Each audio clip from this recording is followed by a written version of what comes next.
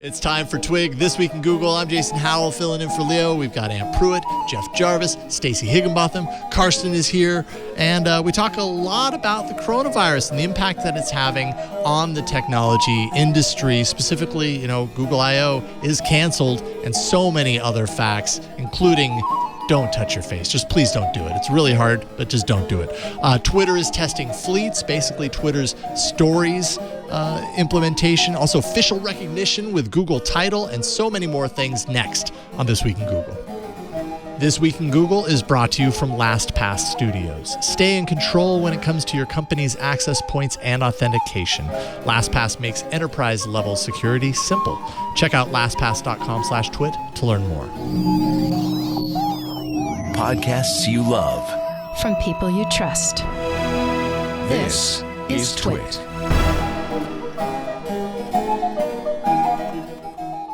This is Twig, This Week in Google, episode 549, recorded Wednesday, March 4th, 2020. Google's Fishal recognition.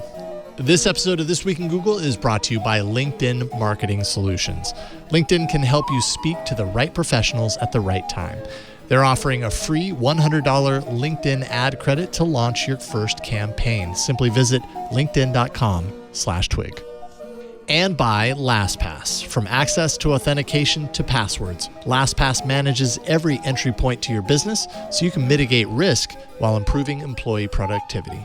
Visit lastpass.com/twit to find out how they can help you. It's time for Twig This Week in Google. Today's episode, we challenge you for the next hour and a half, if not a little bit longer, to not touch your face. I'm Jason Howell, sitting in for Leo Laporte, who is somewhere else. Where is he? He's on his way to St. Louis. St. Louis. There we go. Thank you. Hopefully not touching his face on the plane. Pretty sure he is. Sitting just touching everyone else's face. Yes, exactly. Sitting next to me, of course, Aunt Pruitt here in studio. How you doing, Aunt? I'm already failing the test, as you can see on camera. Oh, boy. You just don't care.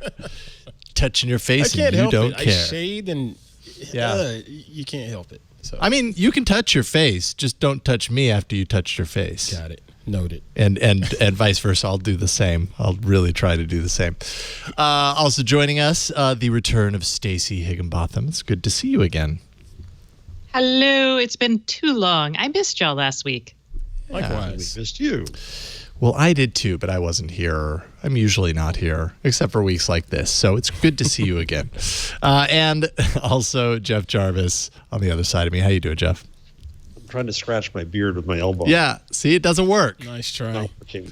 I'm gonna scratch my nose and my lower third. There you go. It's just the right height for you to scratch your nose. These are impossible rules, and I don't know how I could go all day without touching my face. It's just one of those things that just like we can drive. Jason. Aren't your eyes itchy right now, Jason? They are. Don't they itch? They're a little foggy right now. I feel like I need to really get in there, but I'm not gonna. Yes. Well, wait a minute. Kevin. Yeah, go ahead. Thank you. Oh, nice. That's better. That's better. Work. Thank you, Kevin. There was Kevin's animated hand. Yes. Just fixed up, Jason. That's only for you video viewers. So, and then of course, Karsten, we've got you sitting over in the corner as well. It's good to see you, Karsten. Karsten Corner. The Karsten Corner. Where Karsten trolls the host. Yes. That's right. That's my job. Pushes buttons when Kevin doesn't know it. Why don't we start with the most joyful and joyous topic of all, and that is the coronavirus. God, this topic.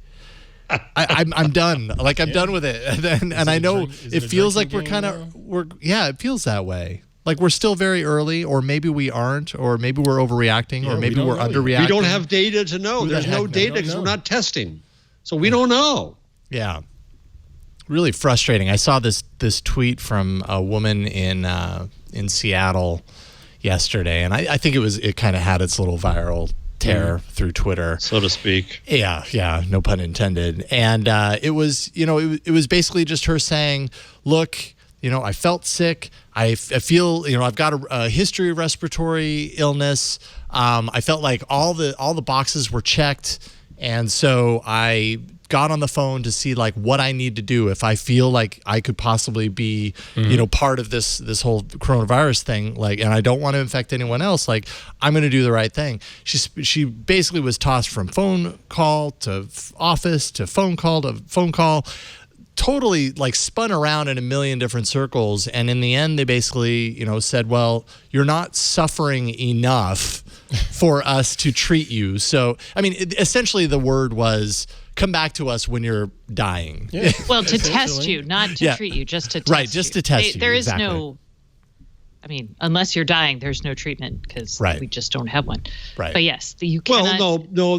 I saw two doctors arguing. In fact, there's a doctor, Jeff Jarvis, who's an actual doctor. Oh, really? And he was discussing with another doctor that they're going to have to triage things like intubation because they're not going to have enough. Right. And they're going to decide. So there is things they will do. Well, yes, but you have to be closer to death. Like if you feel feverish and like until you have trouble breathing or your fever spikes to a point, there's. But you want to know whether you're carrying it so you can be responsible to others. Stacey, I got a few questions for you. Can I start off here? Because I got two geographic questions for you. So I want you to put on your Austin cowboy hat for a second. I was going to say, is this about South by? Yeah, it is. Because I've been fascinated. I've been reading South by tweets all weekend, and as you know, there's now a change.org petition to cancel South by that's up to almost 50,000 signatures last I checked. And the tweets are a mix of, hey, I'll be at booth 47, come on by, with cancel this thing. And my sense is that the locals, who you might have thought would say, no, we want the business, the locals seem to be adamant, saying, no, 200,000 people come with new germs. No, get rid of this. And the mayor and the organizers are saying no. So I'm curious, what are you hearing from your old Austin friends? So this petition has actually been around for a couple days. And I got it from a local friend who is also freaked beyond belief and stupidly freaked about what's happening. So I feel like the initial signatories were panicked people. The other thing to think about is South by Southwest is like a $350 million impact on Austin. Yep. And Austin has a huge tech community, and for them, it's a chance to show off a lot, like how legit we are. It's a chance to network and have everyone come to your town. Wow. So for the most part, people were fine until the tech firms started pulling out, and then it started looking irresponsible. So Austin, for the most part, there's a couple freaked out because Austin also has this weird hippie dippy wellness anti-vax community too. Okay. So those people are like, science, scary. Well, partly because they haven't vaccinated their children even against the flu. Don't get me started on how contradictory that is. So I do think South by Southwest will probably end up becoming untenable and thus become canceled. And the organizers will try to make it seem like they were doing the best thing. We still have we still have a lot of time. And they just actually announced. Yeah, they just announced guys, new Chris new Evans additions. and Camille. Hillary Clinton. Yeah. All right, so now go to Seattle, where you seem to be in the ground zero of COVID here in the U.S. thus far. Because we don't know because we're not testing, so we're going to find other things. But right now, there was 2 confirmed that's where the cases tragic deaths have occurred. So what's the mood like there? Was there 2 deaths there? There are 9 now. There are 9 confirmed deaths. Oh, man. But so the thing is, so yes, the first people I think did come off from, there was the case, one of the first cases in the U.S. was in Seattle. The challenge is the next cases were in a senior living facility, and those people are dying quickly because they're very sick. Sure. Yeah. So that's one thing to think about. The scarier stuff is that person who originally came back and was ill many, many weeks ago, apparently it's been circulating in our community for a while. Yay! But you're on an island. I'm on an island. So, I mean, it's not really, it is really an island, but everyone who lives on the island goes back and forth. Yeah, there's a ferry. So it's not like a true island. Anyway, so I am in this weird space where if and there was a stat article based on this guy in the Fred Hutchinson Institute here who talked about we really need to act now from a public health perspective to quarantine Seattle because he believes it's going to be like Wuhan several weeks ago. And if you quarantine it, we still have a chance of stopping this thing. That's this one guy. And it's really uncertain. It feels like if we really could stop it, we probably should quarantine and like really that would be freaky as all belief. But if we've just decided that it's going to run its course, we probably should just say that and be like, yeah, we're not going to, because it feels like right now we're still like, will we, won't we, will we, won't we? We'll see what happens. What would quarantining the city mean? Yeah, well, that's my question. What is a quarantine? I have a sense of what a quarantine is, but what does that look like? The umbrella separation would drop a big globe over it. If the public, so most of the companies in Seattle have said they will follow whatever King County, which is the county, King County Public Health. And King County is working with Squanos. I can never say it. Snohomish? Snohomish. Snohomish? Snohomish. Snohomish. Snohomish. Snohomish. Interesting. They can snow in a little bit at my house. I haven't lived here long enough to get all that. But yeah, and I live next to Sequalamy, but that's different. Anyway, the point is, those guys will work together. Snoqualmie. No, I there's no snow in my Sequalamy. Yeah, it's Sequamish is different. Oh, Sequamish. Okay, that is different. That's where Sequamish, Snoqualmie. Snoqualmie. Snoqualmie. You can see why I'm confused. Look, I challenge you to make this the show I'm part title of it. today. Okay, so anyway, yeah, that's the pass. Snoqualmie I was there Pass. 2 weeks ago. It was lovely. Okay, I don't know where I was now. Oh, so they'll say stop. You were in the they'll Karsten say- vortex. That's where you were. They'll say quarantine, and what will happen then is all the businesses who've agreed to follow that will voluntarily quarantine themselves and shut down. The schools will shut down when the county says to. So then you've got work from home, schools shutting down. If you want to make it a super crazy tight quarantine, I think you have to get the federal government and the CDC to declare it. And then at that point, they can shut down airports. They can do whatever they want. Shut down interstate highways. I was like, intercontinental highways. So that's how that works. And then, but like a true quarantine, because people are, in some cases stocking up on food because they want to make sure they have a couple of weeks of food. They're taking all the masks and all this kind of stuff. In a true oh no, the CDC is involved type quarantine. Within the city, people are able to do whatever they like in normally Wuhan, do with you everyday could run life. around. Yes, you just can't leave the area. You just can't leave the area. Okay, all right. There's a neat story about this. Hold on, let me put it in here in the rundown chat. Washington Post had a story yesterday, but during the bubonic plague in the 17th century, a village knew that they were badly infected, and so they quarantined themselves.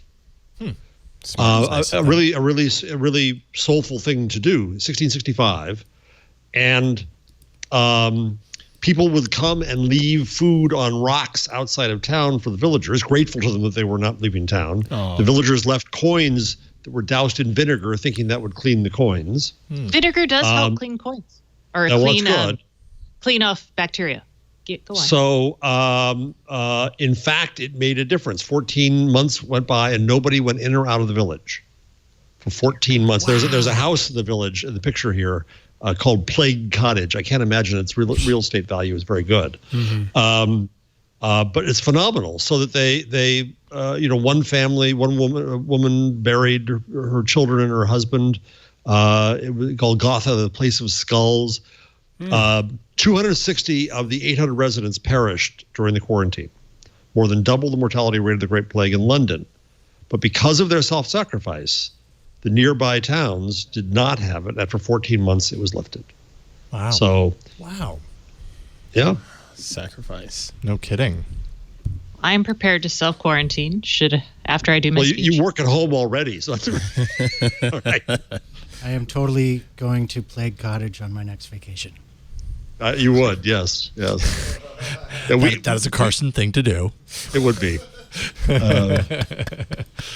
We had a rundown yesterday at school on Hangouts, so we can run our classes that way and make sure. And Google has upped all EDU accounts and many corporate accounts too, so that it was that we have 100 people per Hangout. Oh, okay. Now it's 250 per Hangout, and we couldn't record the Hangout before. Now they added that into our thing, so that until the end of July, I think it is. Yep. A lot of Hangout accounts are quite upgraded to be able to handle this. Yeah. My daughter's school is using Zoom, and she is already freaking out not because of the coronavirus. Most of the kids in her class are just like, la, la, la. That's fine. It will kill all the old people. Basically. With the true callousness of youth. I'm like, yeah, I was like that once. But they're using Zoom, but she's freaked out because he's like, okay, we need to synchronize our watches, and at 10:05 exactly, I'm taking attendance, so you should be on the Zoom call. Technical difficulties are not an excuse. And my child, being very anxious about stuff and very conscientious, is already like, okay, we'll have to test it beforehand. What if our internet's down? I'm like, okay. We'll log in a half an hour early. Yep. We'll calm the heck down. We're gonna be fine. Yeah. But Mom. Good on her though. Absolutely. So thank you, Stacey, for that. You were in I was going to say two vortices, but you also have the Karsten vortex too of this, and I was thinking about you all week with that. But then we have Google and Facebook and South by Southwest and everybody else in the world. There's so much coronavirus news in the rundown. It's amazing. Hold on, though. I have to tell people first off that there is actually no toilet paper. I know people are like, the media is exaggerated. I don't know why there's no toilet paper, but there is truly no toilet paper. Because people are hoarding it. That's a real thing that's happening in all the grocery stores. Yes, absolutely. Certainly no hand sanitizer. Bottles of alcohol are running out. I can buy spray Lysol. If you order what you need to do is order. You can still get isopropyl alcohol and aloe vera and essential oils. And actually, if you mix the aloe vera with alcohol, then that's the same thing as Purell. What's the? If you want it to smell nice, you stick an essential oil in it. Yeah, exactly. You know what's nice is mint, because then you can clear your sinuses as you're doing it. You shouldn't be smelling your hands in any case. Oh my gosh, you guys, calm down. No, you're doing it. Oh no, it's over. Touch your face. No. Don't touch your camera. You'll spread it over here. Don't do it. Not that we're overreacting or anything. And I'm working on Kevin. If you want to take my I'm working on a Kickstarter for this mask right here. I'm going to be selling these masks on Kickstarter soon. They're totally not good. They're not N95 or anything, but they look cool. They look cool. They look like they'd do something. Yeah, exactly. That's like a window into our Mad Max future that is right around the corner after all this all the dust settles here. So now in the Bay Area, guys, what's the reaction to no IO, no F8? Well, yeah. So we haven't even talked about that, right? Yeah. I guess last week, I assumed last week the F8 news had broke in time for the show, but I guess it hadn't. No. Nope. We heard Facebook, was canceling F8 its developer conference. The second I read that news, I was like, Google I/O is going away. It's not going to happen. Google I/O at first straight out said, no, we're talking to everybody. It's still going ahead. They all do. They all say that while they're still calculating. And then they're like a day later, they're like, oh, actually, we're going to cancel too. I never understand that. Yeah. Just say no comment. Yeah, I suppose so. Say no comment. Because you don't know. You don't know. That'll get you worse until press. you're not. What's that, Karsten? You got to say you're doing it until you're not doing it. Yeah, because you are still doing it. At that moment, you're still not. doing it. You haven't made the decision to not do it. We're being very careful. We're going to follow the guidelines. But we are monitoring the situation closely. There's always that thing, in there, which is basically they're out. A lot of places are giving refunds too. And I think this is an interesting option or way to do this a little offer the refunds to people if they want to cancel their tickets. And then when you see that 60% of your people have canceled, you're like, okay. Now it's canceled. Never mind. Yeah. So Google said the people who got into 2020 will be able to buy tickets for 2021. Yeah, no lottery for They don't them. lose their spots. So that's a little bit of a bonus, a little bit That's of a good. silver lining. If people You don't have to were solve another selected puzzle? for the lottery for 2020, they won't have to do that. They'll automatically get the offer to purchase the ticket next year. It's not like they get a free ticket or anything, but they have the opportunity without entering any sort of lottery. In the rundown, there's a Vox story about the economic impact. Yeah. And it said that the total impact so far was that $480 million was the impact of Mobile World Congress alone. Yeah, alone 20 million with For I/O. Google I/O. Wow, such It'll be 480 $50 million for South by. Yeah, well, and yes, it says if South by cancels, which, I mean, let's be real, it's going to cancel, right? Like it's. I totally don't gonna know if they're going to do it. I don't know. I guess think we'll we see. should. Losses would be total around 900 million. So I mean, this is no small deal. I mean, Well, I feel and like it's- every day a new event is canceling. It's important to think about how quickly things are changing. So, last weekend, nobody had died in Seattle, right? And then all of a sudden, we're like on the crux of they're canceling Comic-Con here. And, 2 nights ago, I was like, well, we'd still go if it was happening. But now, all the guests have pulled out. So we're like, oh, well, now don't want to go. Yeah. So I feel like it's just changing so fast. So by the 13th, maybe it's wise for South by to be like, maybe cases will stop increasing. I know that's not likely, but maybe cases will stop increasing, and then it would. If we were be stupid testing, to- I'd feel better about that. But we have Totally. no idea of the extent of this yet. We're just starting testing. Yeah. No, I know. Being in a place where Israel it's has told 60,000 people to quarantine. That's a lot of people. Wow. Yeah. That's a lot of people. We've tested like 50, something like that. I don't know how many, but some small number. Yeah. We talked a little bit about it on All About Android last night with the impact that Mobile World Congress and, all of the hotels losing money and so on and so forth. But I didn't even think about the locals and like what Ms. Stacey was talking about in Austin. Oh, I feel bad for Didn't even think about those folks, how it's going to impact them. Having all those people swarming into the area, and how do they feel about that? And potentially because- bringing germs, and I didn't even think about that. That's selfish. That's what you're right. I presume when I started looking at the SXSW tweets, I thought that'd be the case. No, it'll be okay. I want to sell my tacos. People Well, care you about have to their remember families who's on first. Twitter. Yeah. These are True that. like the True people. that. I mean, I guarantee you the hotel workers who are like suddenly looking at like not getting tips and not Yeah. getting Or those not getting- people And are it like falls worse on the poorest. Right. Who don't, who earn very little, who don't Part-time, have sick days hourly. off, Yep. who don't have health insurance. so true. Yeah, Indeed. So the dumbest thing I've seen, but this is so classic out of geeks. It's on the rundown.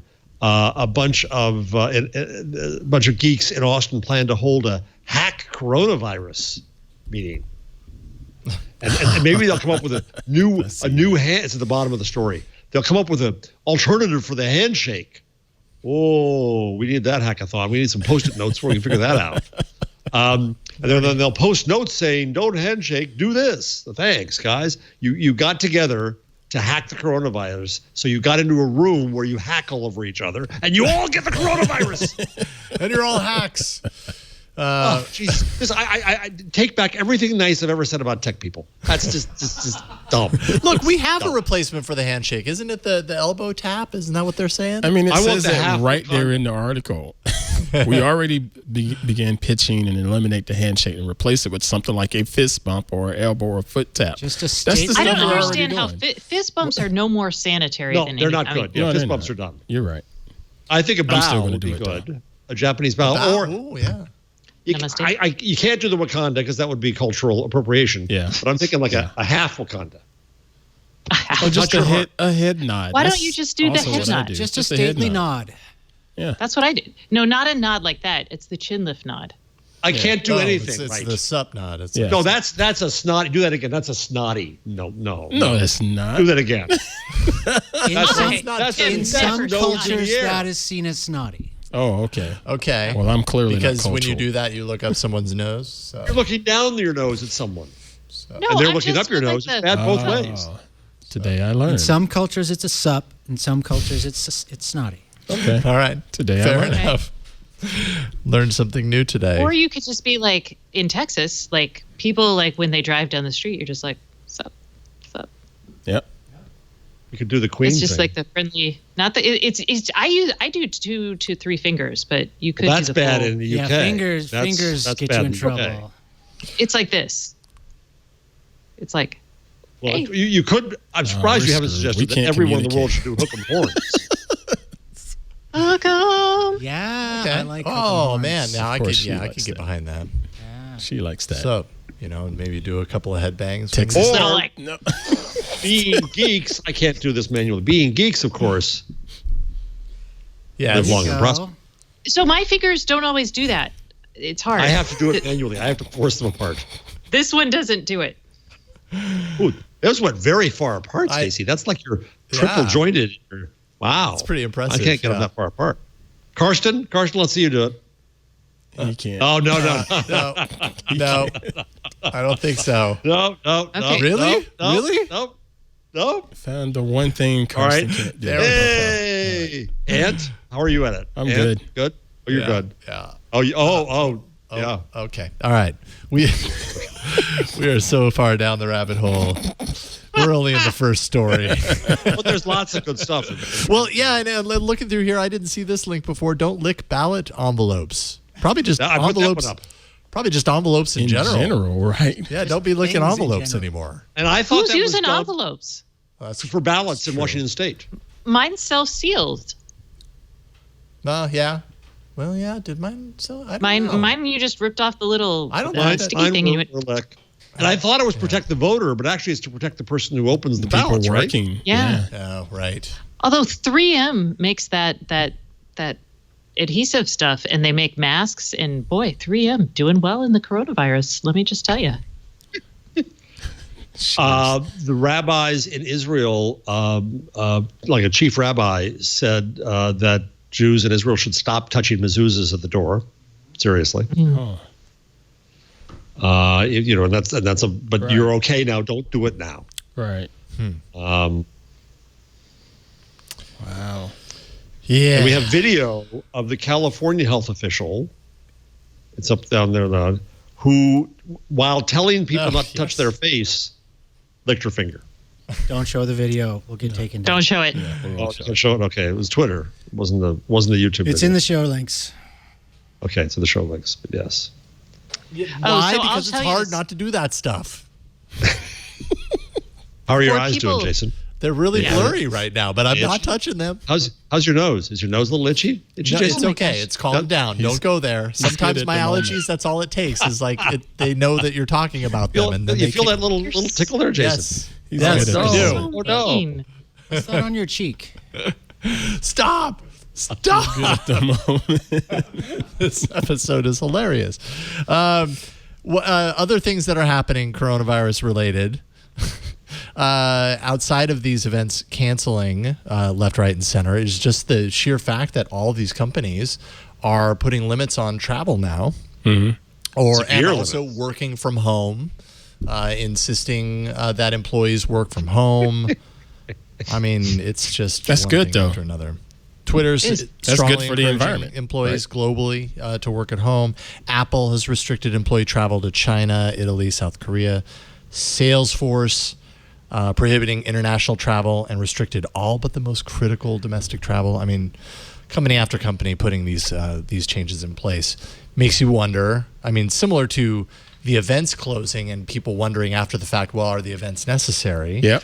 Maybe. I mean, do you think that this might, these experiences might result in like longer term change as far as how businesses run, what things are essential?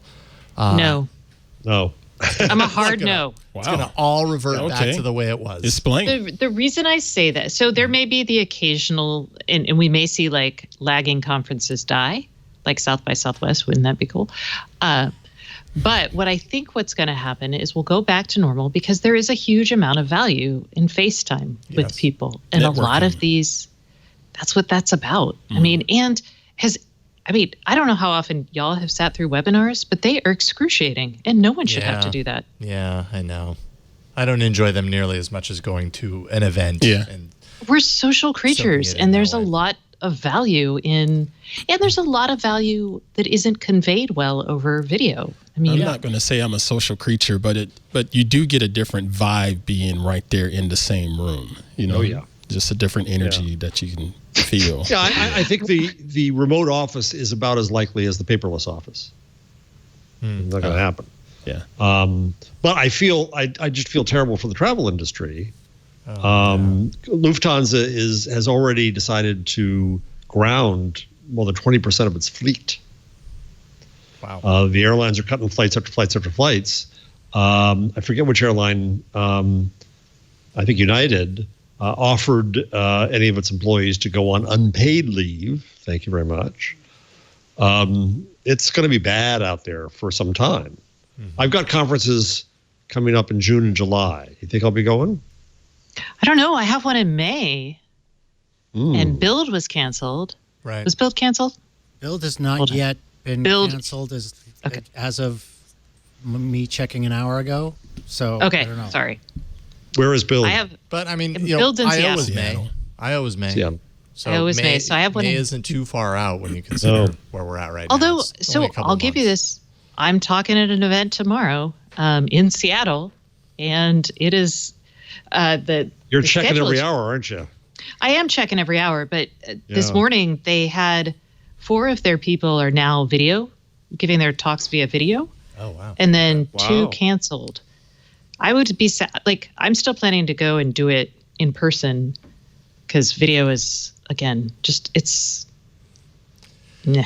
It's just like a podcast. Who wants tomorrow, that? Yeah, I know. Tomorrow, Leo will be live in St. Louis. That's right. I've got it on my screen. You don't have to bring it up. He'll be live in St. Louis at WWT, and now they're letting any non-disease-ridden Twit fans come watch it because a bunch of people don't want to come watch it because they're afraid they'll get sick. However, Leo is letting people know. Leo is just don't and you can also meet Leo tonight at the Trainwreck Saloon. Just please don't touch him. Please don't touch him. That's right. Right. Please and thank you. He says he will not shake your hand, but he will wave at you. From a What respectable about distance. selfies? How do you think? What's your etiquette now for taking pictures with people who want to take That's pictures? pretty close. You're The cheek hover by hand. cheek. The hover hand is good. What's the hover hand? When you do the thing where you don't It's like actually this. touch their shoulder. I was like, I need Ant and It's like Jason this. to demonstrate. Oh, okay. Yeah. It's that. Okay. doesn't Well, this that's look what like a great picture? Okay, that's actually what I do anyway, because when people want to, I don't know these people, they're like, can we take pictures? And I'm like, sure. Yeah. I don't know. Yeah. And then I'm like, Howard Stern's rule. Howard Stern says he feels like just the worst ass anyway because he's germophobic, so he doesn't want to shake anybody's hand ever, and he doesn't want selfies because he thinks he's ugly and he doesn't want any pictures of himself on people's phones going around. So now he can't do anything with people. that's actually kind of arrogant. I don't think I take photos well, but if someone wants a picture with me, I'm like, well, who am I to stop it? He's neurotic. Thank- Thank you, Kevin. Yes, he is a little. So I just saw this tweet from Michael P. Gibson. In 1665, Cambridge University closed because of the plague. Isaac Newton quarantined himself at his childhood home. It was the most productive time of his life. He discovered the calculus and laws of motion, stuck a bodkin in his eye to study optics. How will you spend the next year? Oh, well played. Yeah, that's a good question. What problems To which can Scott we Lucas solve? replied, probably up stick a and bodkin in my eye. All right, let's ponder that. Let's think about all the things that we can solve in our time and our year-long staycation that is surely right around the corner as a result of the coronavirus. Let's take a break and thank the sponsor, and then we'll come back and we'll reveal what we are going to do with ourselves, or we'll talk about other news stories, whichever one you guys want to do. Both. Both. We're going to do a 24-hour podcast. We're just going to stay on the air all the time because we have nothing else to do. We have nowhere to go. Totally. We're just going to be here. I mean, no. hey, being snotty again. I mean, the beauty is we podcast This is true. So that's pretty easy to do from home. A lot of people actually do that from home. Some people on this very show. So, it's not out of the realm of possibility. This episode of This Week in Google is brought to you by LinkedIn Marketing Solutions. Time and place is everything, especially when you're talking about marketing. But in today's age of 1 million messages per minute and not enough hours in the day, how can you really catch people's attention? It's really not as easy as you might expect. It's definitely a lot more difficult. When you think about it, there's so many moving pieces, so many people out there. So fortunately, there is a simple way. LinkedIn can help you speak to the right professionals at the right time. With over 62 million decision makers on LinkedIn, you're able to connect with the right business leaders who are relevant to your company. And with LinkedIn ads, you can make sure your messages are getting through to these relevant people. Rod Strother, the Director of Digital and Social Center of Excellence with Lenovo, said, with LinkedIn, we're seeing a lift of 17% in brand favorability. We're already looking at how we can extend this into other markets. Lenovo was actually able to tailor its content to enhance the engagement with its audience. Even small and medium-sized businesses are making the most out of LinkedIn ads. They're using LinkedIn to get their voices heard and their messages to resonate with the audience. And of course, awareness is important, yes, but it's not just about awareness either. LinkedIn ads are driving traffic and engagement. That's visits to a landing page, registrations to an event, or downloads of thought leadership content. With precise targeting, small and medium-sized businesses can speak to the people that matter. We see all sorts of creativity coming from the people who are putting ads through LinkedIn. At the end of the day, LinkedIn ads are helping small businesses and smaller businesses get big-time results. Try it for yourself. You can check it out for yourself. Go to LinkedIn, where they're offering a free $100 LinkedIn ad credit to launch your first campaign. Simply visit linkedin.com/twig. That's linkedin.com/TWIG. And check it out for yourself. See what you think. Terms and conditions apply. And we thank LinkedIn for their support of This Week in Google. We've got to have other things in here that have nothing to do with the coronavirus, right? Yes? Maybe. Yes. I think we're going to find the coronavirus angle in every story. Yes. It probably wouldn't be that difficult, to be honest, right now. It's so top of mind. How about Stadia? Because Don't touch the controller. There could be germs on it. Just first of all, you want an alcohol wipe anytime you're picking up the controller, and don't touch your face. Google Stadia, apparently, this launched, what was it, like 5 months ago, was the soft launch, or the launch to the Founders Edition. People who paid extra to get the Founders Edition and to be involved at an early stage. We're 5 months beyond the launch, and I don't know, it's pretty quiet on the Stadia front, I feel like. We expected that there was going to be some sort of a free tier that Google has touted. That hasn't happened yet, not necessarily, not for anyone anyways. I think if you were the founder and your 3-month Pro subscription ran out, you can opt to move that over to the free tier, which limits your resolution to 1080p, so it has some drawbacks, but still, it's a free monthly service at that point. Yeah. But that's not available to everyone, not yet. And apparently, indie developers are not satisfied with what they're seeing out of Stadia. They're saying, hey, Google has this new platform, and as indie developers, we don't have unlimited resources, so we need to know that there's something there for us if we spend our resources and our development costs. Show me the money to create this. And how do companies incentivize that? Well, they especially if it's a new platform, they would offer monetary incentives so that they'd actually create these games for their platform. Indie developers say that's not happening with Google. They're just not offering that much, not enough to make it worth it. And they're also worried, by and large, about the fact that Google has a hard time committing to things. And we see it time and time again. They'll create something. They're super excited about something. I don't believe you. And then a couple of years later. What examples do you have for this? I don't believe any. You've never heard of this before. No. I'm sure if you went to killedbygoogle.com, still use you'd Allo. find. Yeah, exactly. Allo is a great example. I'm going to go on Google Plus and give you hell for I that. have Google Reader installed still. Exactly. There's 3 great examples for you. So, so I don't know. Like, I think in the gaming world, even people who are really dialed into video games and really get excited normally about this sort of stuff, there's a lot of passivity around Stadia and what it offers. And I think a lot of founders have let their subscriptions lapse. Like they've decided not to pay for the premium version going forward. That spells a big, I don't know. That's potentially Kevin not very good for Tofel people.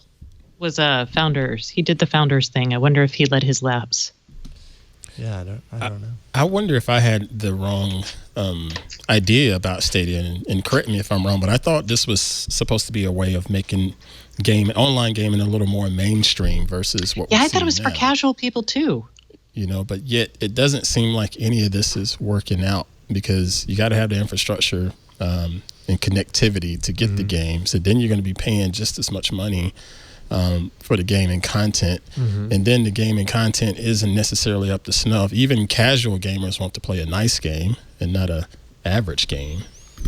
Yeah, I mean, I think a lot of the games that are on the platform are games that have been available on other platforms for however long. So the exclusivity is very, very minimal on the platform. I think they have a couple of exclusive titles, but they're, from what I've seen, it's nothing that you look at and you're like, oh, that's the killer. That's the game. That's the one that's going to bring people over. I think there's definitely a certain quality to Stadia that they hoped that, being that there's this free tier and it's a console that doesn't require a console because it's just online, that would appeal to, let's say, new gamers or gamers who weren't already all in on one console or platform or another. But again, like, we're 5 months in and that free tier doesn't really exist for anyone yet. And we were talking about this a little bit last night on All About Android. I think the big risk that Google runs on something like this is when it was launched and announced and then ultimately launched with the Founders Edition, there was a lot of attention being paid to it as far as like, could this be the future of gaming? Had a lot of potential, let's say. But now we're kind of like, now it's starting to kind of get really quiet around Stadia. You don't hear a lot of people talking about it. There's just not of attention being paid to it. It's like they're missing out on that prime time that they could have capitalized off of the fact that here we have something new, everybody can use it, and jump on while you're still thinking about it, because now people are stopping. I saw Stadia as something that someone like me could potentially try out, because I'm not a big gamer, but every now and then it would be fun to just sort of goof off and play something, and it seemed like it would have been accessible. But are you accusing Karsten of goofing off all the time? Well, that would be an accurate summation of what I do here. So. But even it's true. Even when we had it here and you were testing it out for was it Hands on Tech, right? It didn't really perform well, and I'm thinking if it didn't perform well here on this network, I don't want to take a chance on my crappy home network. But then I also started to think about that was very early, and right. they've made changes to improve that. But then I also started to think about that. Is it Play Pass on Android? I bought that and it just did nothing for me, so I let it go too. And do you have a crappy home network? I think I have crappy upload, crappy download is okay, but crappy upload is just. So there's no fiber to the home stuff there? No. Not even close. Oh, I'm so sorry for you. If you're living in West Petaluma, you have a lot more access to fiber to the home through Sonic. But wow. Well, I don't live on the West. Yeah, I know. Well, I'm wrong side of town. I'm on the wrong east side of the Petaluma. fiber. I don't have access to that. I've just signed a contract with the devil again. I'm going back to Comcast. Because the speeds that I actually get through Sonic, my 3 or 4 year experiment with Sonic, because I wanted to do the right thing. Right. It's just time and time again, just running up into barriers of the fact that because it's not fiber to the home, it's fiber to the node, and it's delivered via AT&T DSL. It's like, okay, so I'm happy to be with Sonic, but it really, it kind of sucks at times, and I'm tired of running into that. So signed a contract with the devil again. Oh man. Yeah, unfortunately. But anyways. But I just didn't know if this platform would stick. If someone like me would try it out and say, that's okay, I'll pass. It just didn't seem like it was going to give me a reason to stick around. You know. And now they're not even marketing. Yeah, not the really platform. A lot of marketing. I mean, I know they have a marketing department at Google, right? Well, I would imagine so. No, there's They don't need to. every team has a person, and everyone hates the marketing people. Kevin says he moved from the paid plan to the free plan so he can play the games that he bought, but he doesn't. Yeah. And that's not. And Kevin loves Google. Yes. I mean, and 1080p might just be enough for a lot of gamers, right? But that's not good for Google. Like Google wants you to find a lot of value so that you're paying them on a regular basis. Perfect world. So don't know. Yeah, and I think the thought or the fear that Google might shut this down, that's not an unfounded fear, right? Like I could totally see the future of a year and a half, 2 years from now. Actually, didn't quite. We learned a lot of really good lessons, and I'm sure we'll fold this technology into something coming up in the future. Heard that before too. Yeah, exactly. Well, we did hear that with like Inbox, and they we killed still it, but now they're rolling the Inbox features into Gmail. I was about to say, so some of the features are coming. Maybe so. Supposedly, there's hope. In other words, don't get into Stadia just yet. I mean, I don't know that you really can unless you have a Founders Edition right now. That's part of the problem. So, okay, you guys, should I go back to COVID-19 just because I just got my King County health recommendations? Or do you okay. Share. So Do share. the guidance, so the King County Public Health Board issued a thing just now saying, for workplaces and businesses, all employees should work from home if they are able.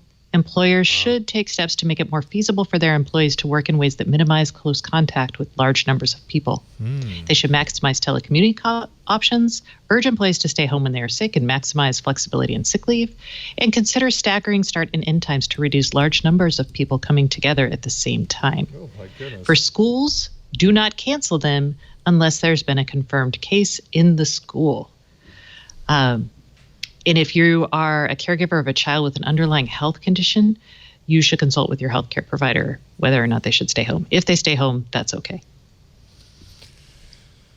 Oh, okay. Wow. So that's going to trigger a lot of businesses to, it's going to not force them, but very seriously encourages them to take a look at how their business is run and to make changes that may or may not. And it is saying that for event and community gathering considerations, if you could feasibly avoid bringing large groups of people together, consider postponing events and gatherings. So that does Comic-Con right there. If you can't avoid bringing groups of people, urge people who are sick not to attend. Encourage those who are at higher risk for coronavirus not to attend. Try to find ways to give people more physical space so they're not in close contact. Clean surfaces and encourage attendees to wash their hands. When is Comic-Con? When does that happen? It's the 14th. So it's right around the corner. That's okay. Everybody's behind a mask. It'll be fine.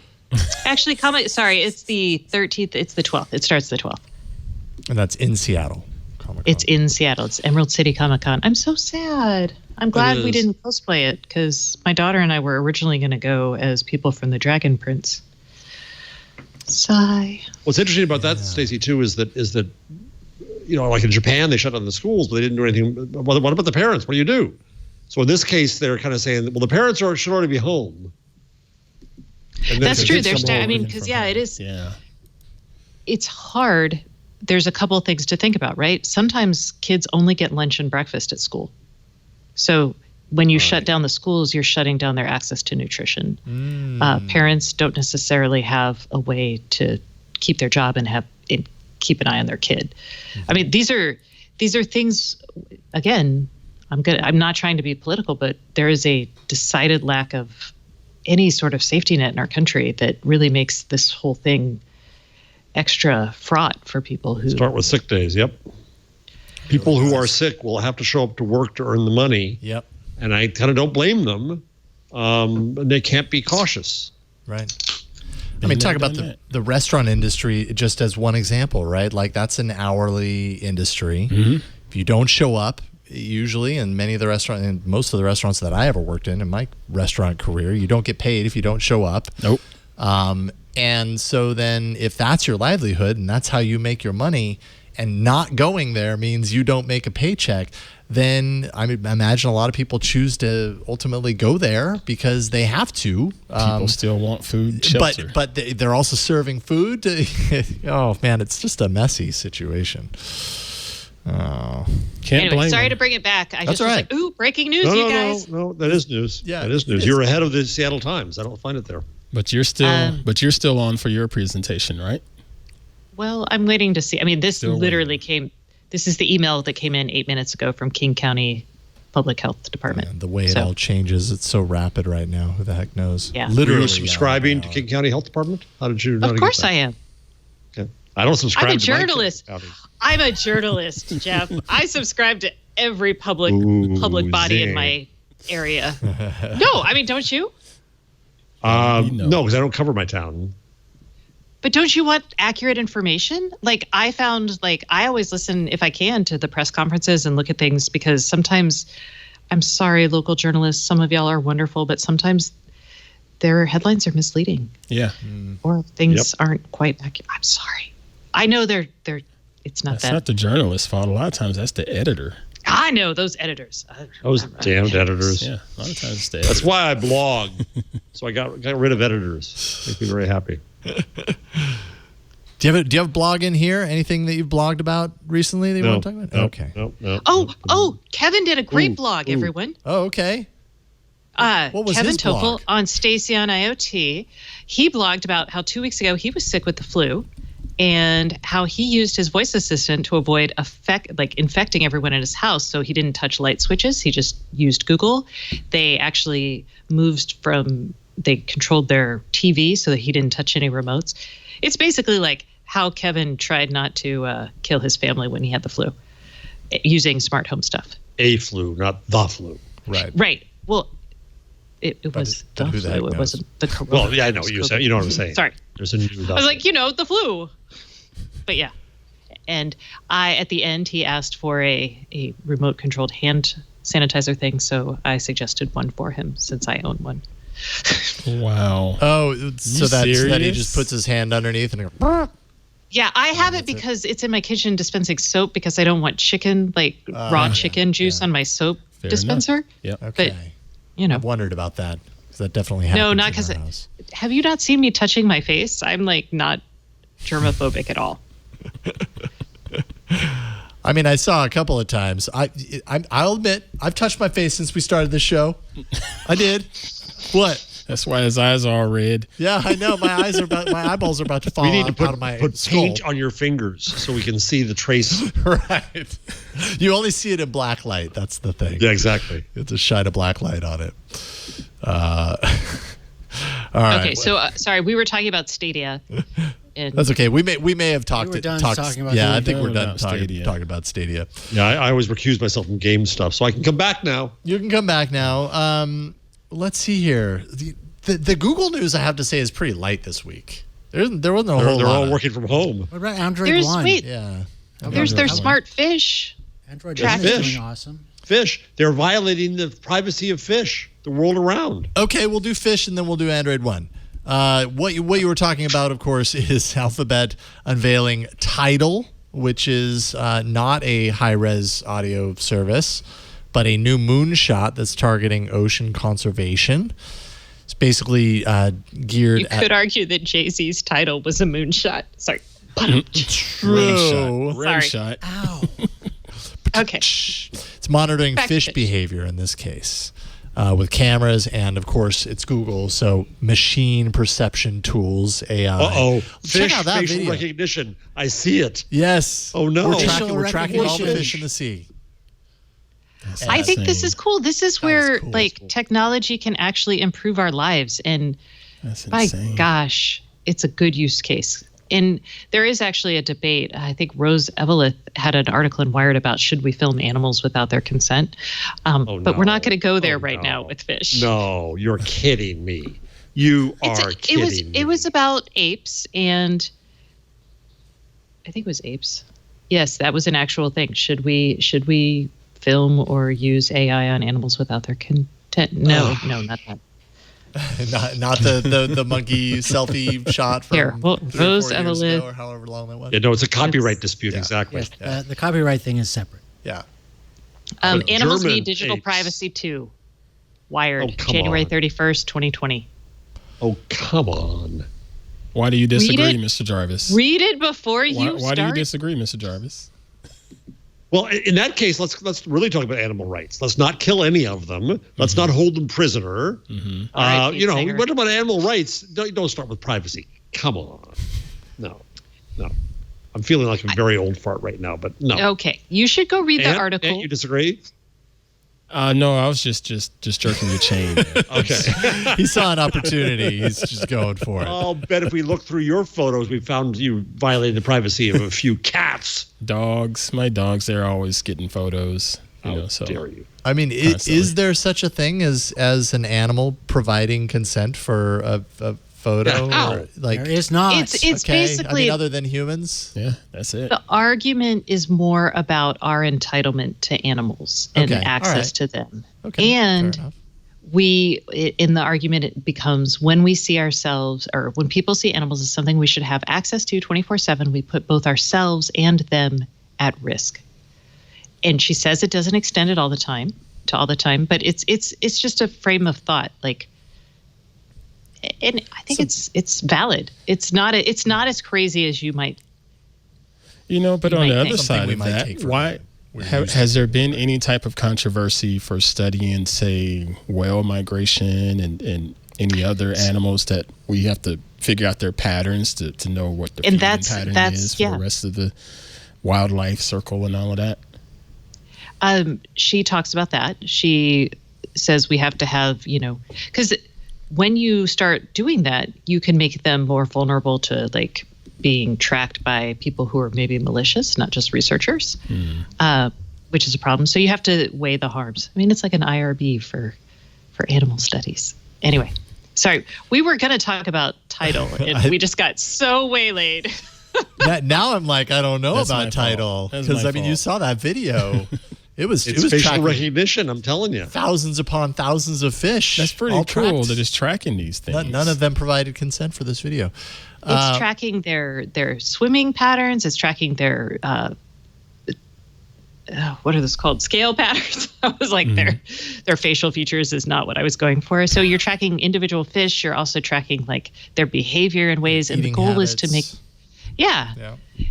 It's leaving them where they are and making sure they're happy. Right, leaving them where they are being a really nice key fact there, right? Like still being able to study them without removing them from the environment in which they live, and in a pretty non-invasive way, as far as I can tell, anyways.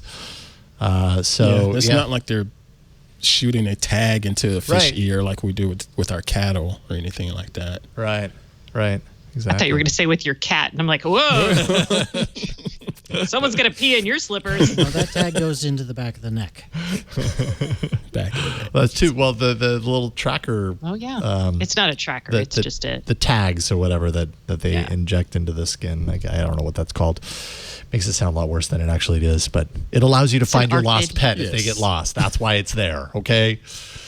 Apparently, they've been building this for the past 3 years. So, yeah. And now part of Alphabet's experimental kind of moonshot division is about making tools and interesting, creative, new concepts and stuff. But it's also kind of about making money, right? Like we're starting to see them kind of tighten things down a little bit as far as moonshots that were launched, but at some point they're like, yeah, but this isn't making any money, so we got to shut it down. So And that's good on them. Put that money towards isn't something that- that's more useful.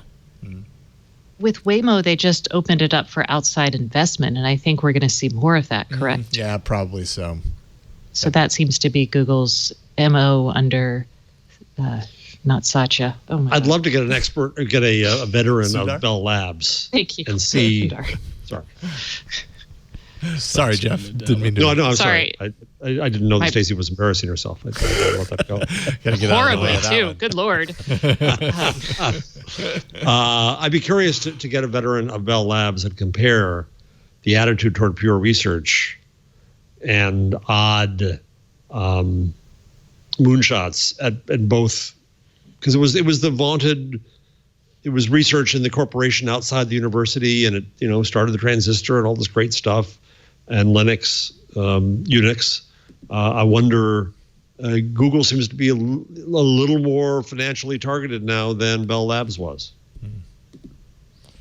Or I wonder two things like the fish is, okay, here's a little bit of pocket change. You can play with that for a while, but then unless something comes of it, enough. Go play with your fish. Well, I think that's what they've been. I mean, the fish are 3 years old. I think in 2 years we'll be able to assess what's changed since Porat started really killing these things like a year ago.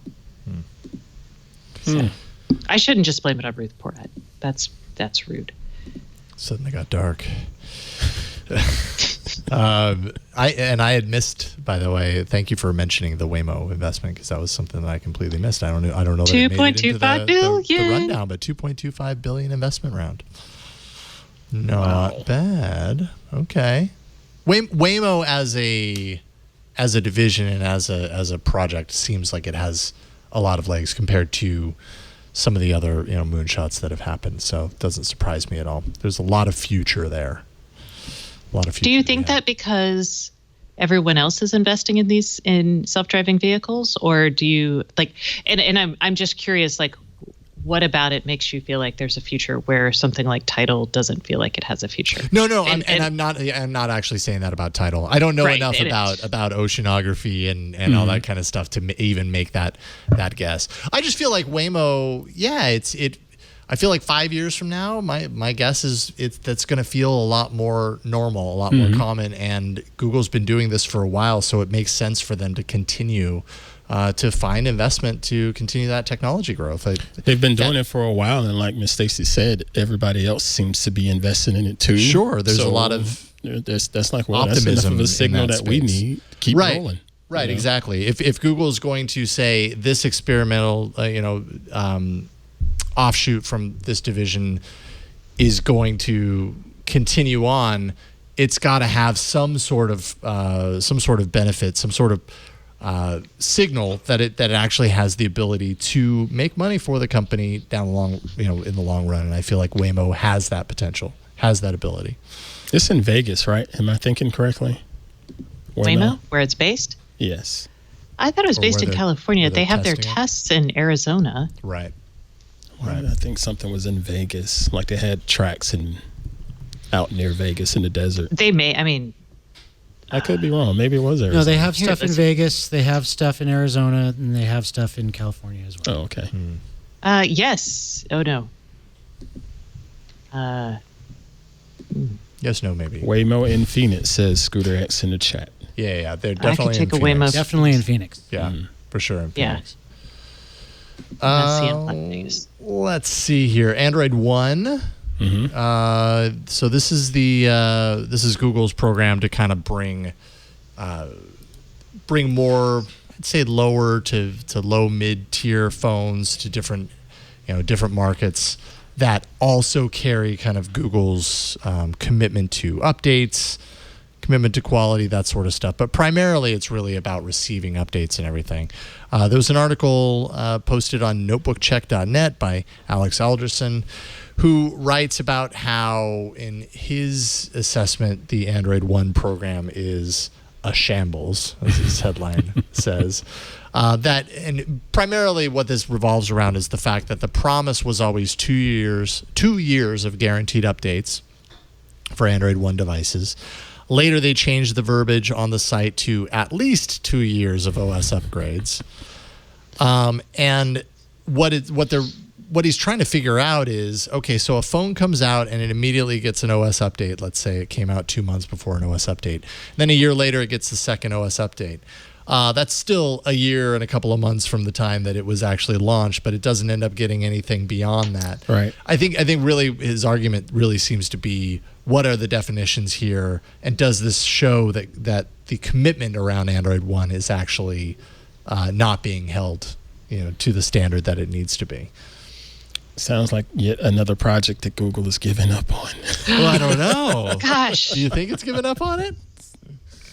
I mean, how much is Google getting out of this emerging market at this point?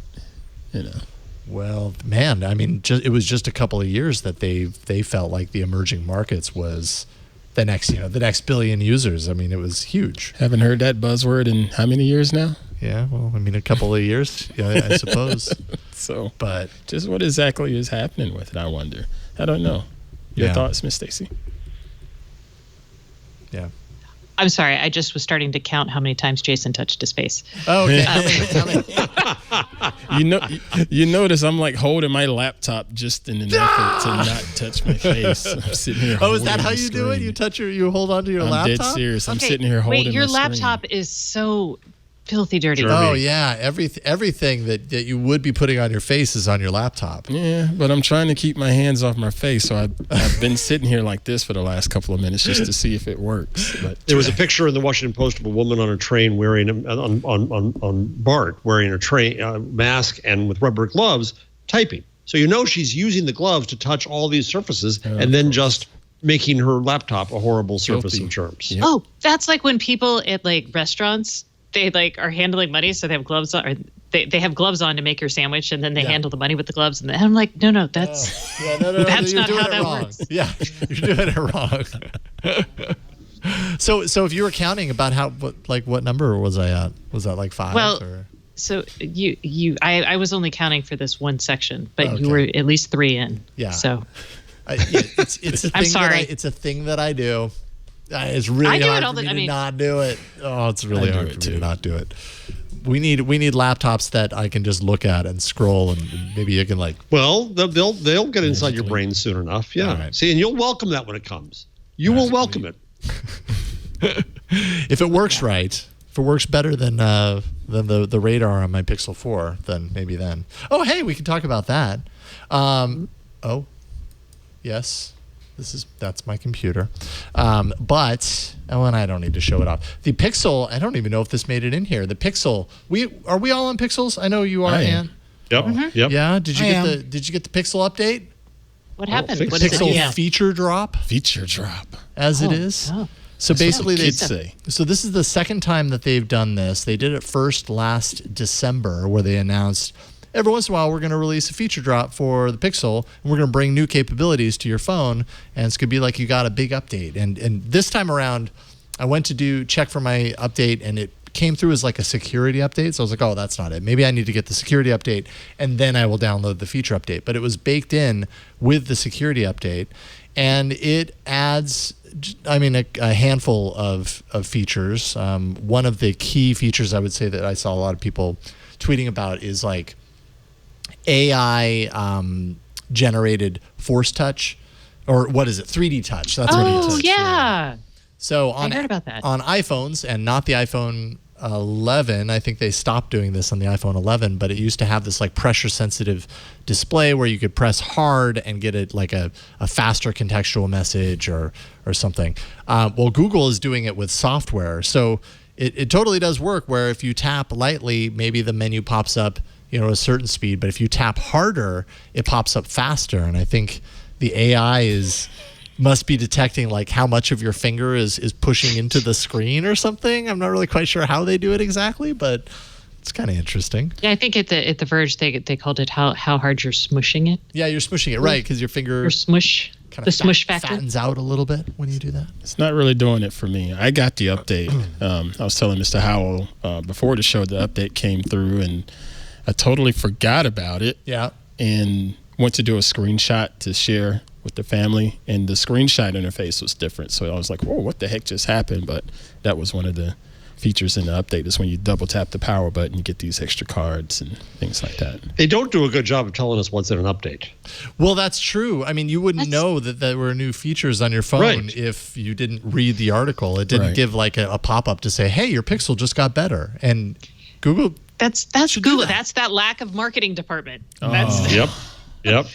By the way, we added some cool it's already been pulled on AT&T. The update has? The update has already been pulled off of AT&T for some reason or another. Wow. Oh. Well, I just put my phone down. So Virgil mentioned in chat, asking a question, is call screening automatic now? I didn't read that anywhere, but I've noticed it. Ever since the update, now suddenly when calls come through that it doesn't recognize, it immediately jumps into call screening. So I And see it yeah. working. Cool. Are you? Because mine still gives me the option of it's like after I hang up on it, it's like, do you want to turn on call screening? I never got that option. Maybe you turned it off manually at some point? Me? Yeah. I feel like I never had that on. And now suddenly my phone's doing it all the time. So I don't know what happened. It must be a setting that has changed. But I know I never, like, I just never really got much benefit out of call screening. So I never use it. I did. But now because suddenly it's doing it on all these unknown calls. all the robocalls were really getting stopped for me. But now the robocalls are getting blocked before they even ring my phone. I'll just see a missed call. Your robot's fighting with another robot on you. Yeah, pretty much. Yeah. Robot wars that you never have to see. Right. That's the promise of the internet That right is. there, and artificial intelligence. Yes. A dark theme sunset to sunrise option. That's for you, Jeff. No. No. Go away. No, leave Get it off my alone. lawn. Car crash detection is now active. That's great. So if your phone detects that you've been in a car crash, it will give you the opportunity to tap or use your voice to call 911. It will share location data and details with first responders if you happen to be unresponsive. So that's good news there. Like you said, Google Pay. So if you press and hold, let's see here. Let me unlock. If you got the overhead, I can show this off from a distance. If I press and hold my power button, I get a new interface up here, which is my Google Pay options. So if I had more than one card, I could swipe to the right card. And then when I use it on a terminal, it would use the card that's showing instead of having to launch the app, the Google Pay app to select a payment card. So that's handy. I used that just yesterday, actually. Are you still using your bubbles? Are those the bubbles that tell you how much time you've been spending on things? Yeah, I am still using that. I never... Do you find it helpful? I mean, I find that no matter how much or how little I use my phone, by the end of the day, it's still all the way stacked up there. I think the way that it uses it is the amount of time in between locks creates larger bubbles. And so the whole screen is like 24 hours. I'm not really quite sure. But it seems like on days where I'm not using it nearly as much as other days, it's still filled all the way up there. I'm like, well, how is that? Yeah, that's not helpful. It's not a good metric. I mean... I guess if I sat there and counted the number of bubbles, it'd be like, there's less. It kind of bubbles is this your time. job. But yes, it is. It is. But it's nice to know that sometimes I'm. Well, not that means opening you're my actually phone. doing your job every day. Leo should be suppose very so. proud of you. I Yes. suppose He so. is. Yes. I don't know how many. In that adds fact, up I to. think your bubbles are too low right now. I don't Yeah. think you've been doing enough. I think Leo leaves town and see what happens. See what happens. I slack. No, that's because I was looking at an actual computer screen instead of my phone. So that's where I was reading all these stories. Yeah, sure. Yeah, no. Don't tell Leo. Seriously, don't tell Leo. You are Dr. Android. I'm you were gonna supposed to remove that live widget Android. right now. Remove that that home screen. Let's take a break. We've got a few more things. We've got the, of course, we have the change log and a few other things that I'm sure we can touch on, and then tips, tricks, and all that stuff. Don't touch. Whatever it is, don't touch it. Before we go there, I'm going to thank this sponsor of This Week in Google, and that is LastPass. Securing every access point in your business is critical, but it's challenging for IT to improve security without impacting employee productivity. And LastPass, we love LastPass. It provides you with a balance of strong security that's also easy for your employees to use and manage on their own. With LastPass, employees benefit from a solution that's easy to use while IT maintains control over every login. LastPass offers multiple solutions for businesses. LastPass Identity unifies password management, single sign-on, and biometric multi-factor authentication into one single solution. So you get a number of things along with that. Adaptive authentication, which combines biometric and contextual intelligence to actually prove a user's identity with a variety of flexible MFA options. You can eliminate passwords even. You can leverage biometrics and integrations to streamline access to work applications without ever having to type a password, which is nice. It secures every access point from web applications to workstations and VPN. You can manage every access point in your business. LastPass Identity offers over 1,200 pre-integrated SSO applications, so you can get users up and running quickly. You can deploy it instantly. You also get granular controls without all the hassle, so you can leverage more than 100 policies to manage users at the app, individual, group, or organizational level so that you can customize access and authentication requirements. And LastPass goes above and beyond to ensure security for all of its users. Your data is, of course, encrypted and decrypted at the device level. You have a master password and the keys that are used to encrypt and decrypt the data. All that stuff, it's never sent to LastPass servers and are never accessible by LastPass. And as the gold standard, they engage trusted, world-class third-party security firms to conduct routine audits and testing of their service and infrastructure. Like I said, we use LastPass here at Twit. We love it. I've been using LastPass for years. It's really improved my password health. I don't really have to think about it anymore. It's just always running there, generating secure passwords for me, saving them to the right place. Logging into sites is easier than it's ever been, and I still know that I'm protected even when it's that easy. Increased security does not have to be complex. LastPass makes identity and access management simple for IT to manage and easy to use for employees. So you can start your journey today by visiting lastpass.com/twit. Do that, and you can find out how they can help you. That's lastpass.com/twit. And we thank LastPass for their support of This Week in Google. All right, outside of the googly things, what else do we have here? Any we got stories Twitter outside? under threat. Twitter under threat. Yeah, that's kind of a big deal. Jack Dorsey in the crosshairs. Paul Singer, a major Republican donor, apparently purchased a large stake in Twitter with the hope of ousting him. Is this a stated goal of Singer? Well, the question is it a political ousting or a financial ousting? Right. It's a standard case of somebody investing in a company to be an activist, but I'm not sure what kind of activist that is, what the motive is behind it. Yeah, shares apparently rose on the news of this. So Wall Street seems to be saying. However, employees, of course, started a hashtag. That's right. We back Jack. Hashtag We back Jack. So I don't know where this leads, or how could this large investment influence anything other than saying, "Hey, I'll just take my money and run," kind of thing. Twitter is still going to move on if he decides to take their money and run. When you get enough of an investment, activist investment, they can have an impact on the board, and the board can fire the CEO, and they can put in somebody friendly to a different way to run things, and they can force us all to read Donald Trump's tweets. So, like a lot of times, we have crappy board members. Yeah. Okay. Well, the question is, or new crappier board members. That's possible. It's an activist investor comes in, buys their shares. They then they do usually a letter writing campaign, and then they also to all the shareholders, which can include normal people, and they also try to bring other board members in, because not just board members, but they bring the other investors around, and then those investors try to influence the board. And the idea is that you would profit by doing this usually. Right. Okay. And the board now has some good people on it. Omid Kordestandi, Patrick Pichette, who was a former CFO of Google, Martha Lane Fox, who in the House of Lords, and started a major online media effort in the UK. Brett Taylor, who I like a lot, who used to be CTO at Facebook, is now Chief Operating Officer at Salesforce. It's a distinguished board, I would say. I don't know. Well, the other thing is Twitter is saying that they're going to introduce, what is it called? It's fleets? Flutters? Oh, fleets. Did you say poison? No, I said poison pills. I thought we were still on the financial thing. I hadn't seen that.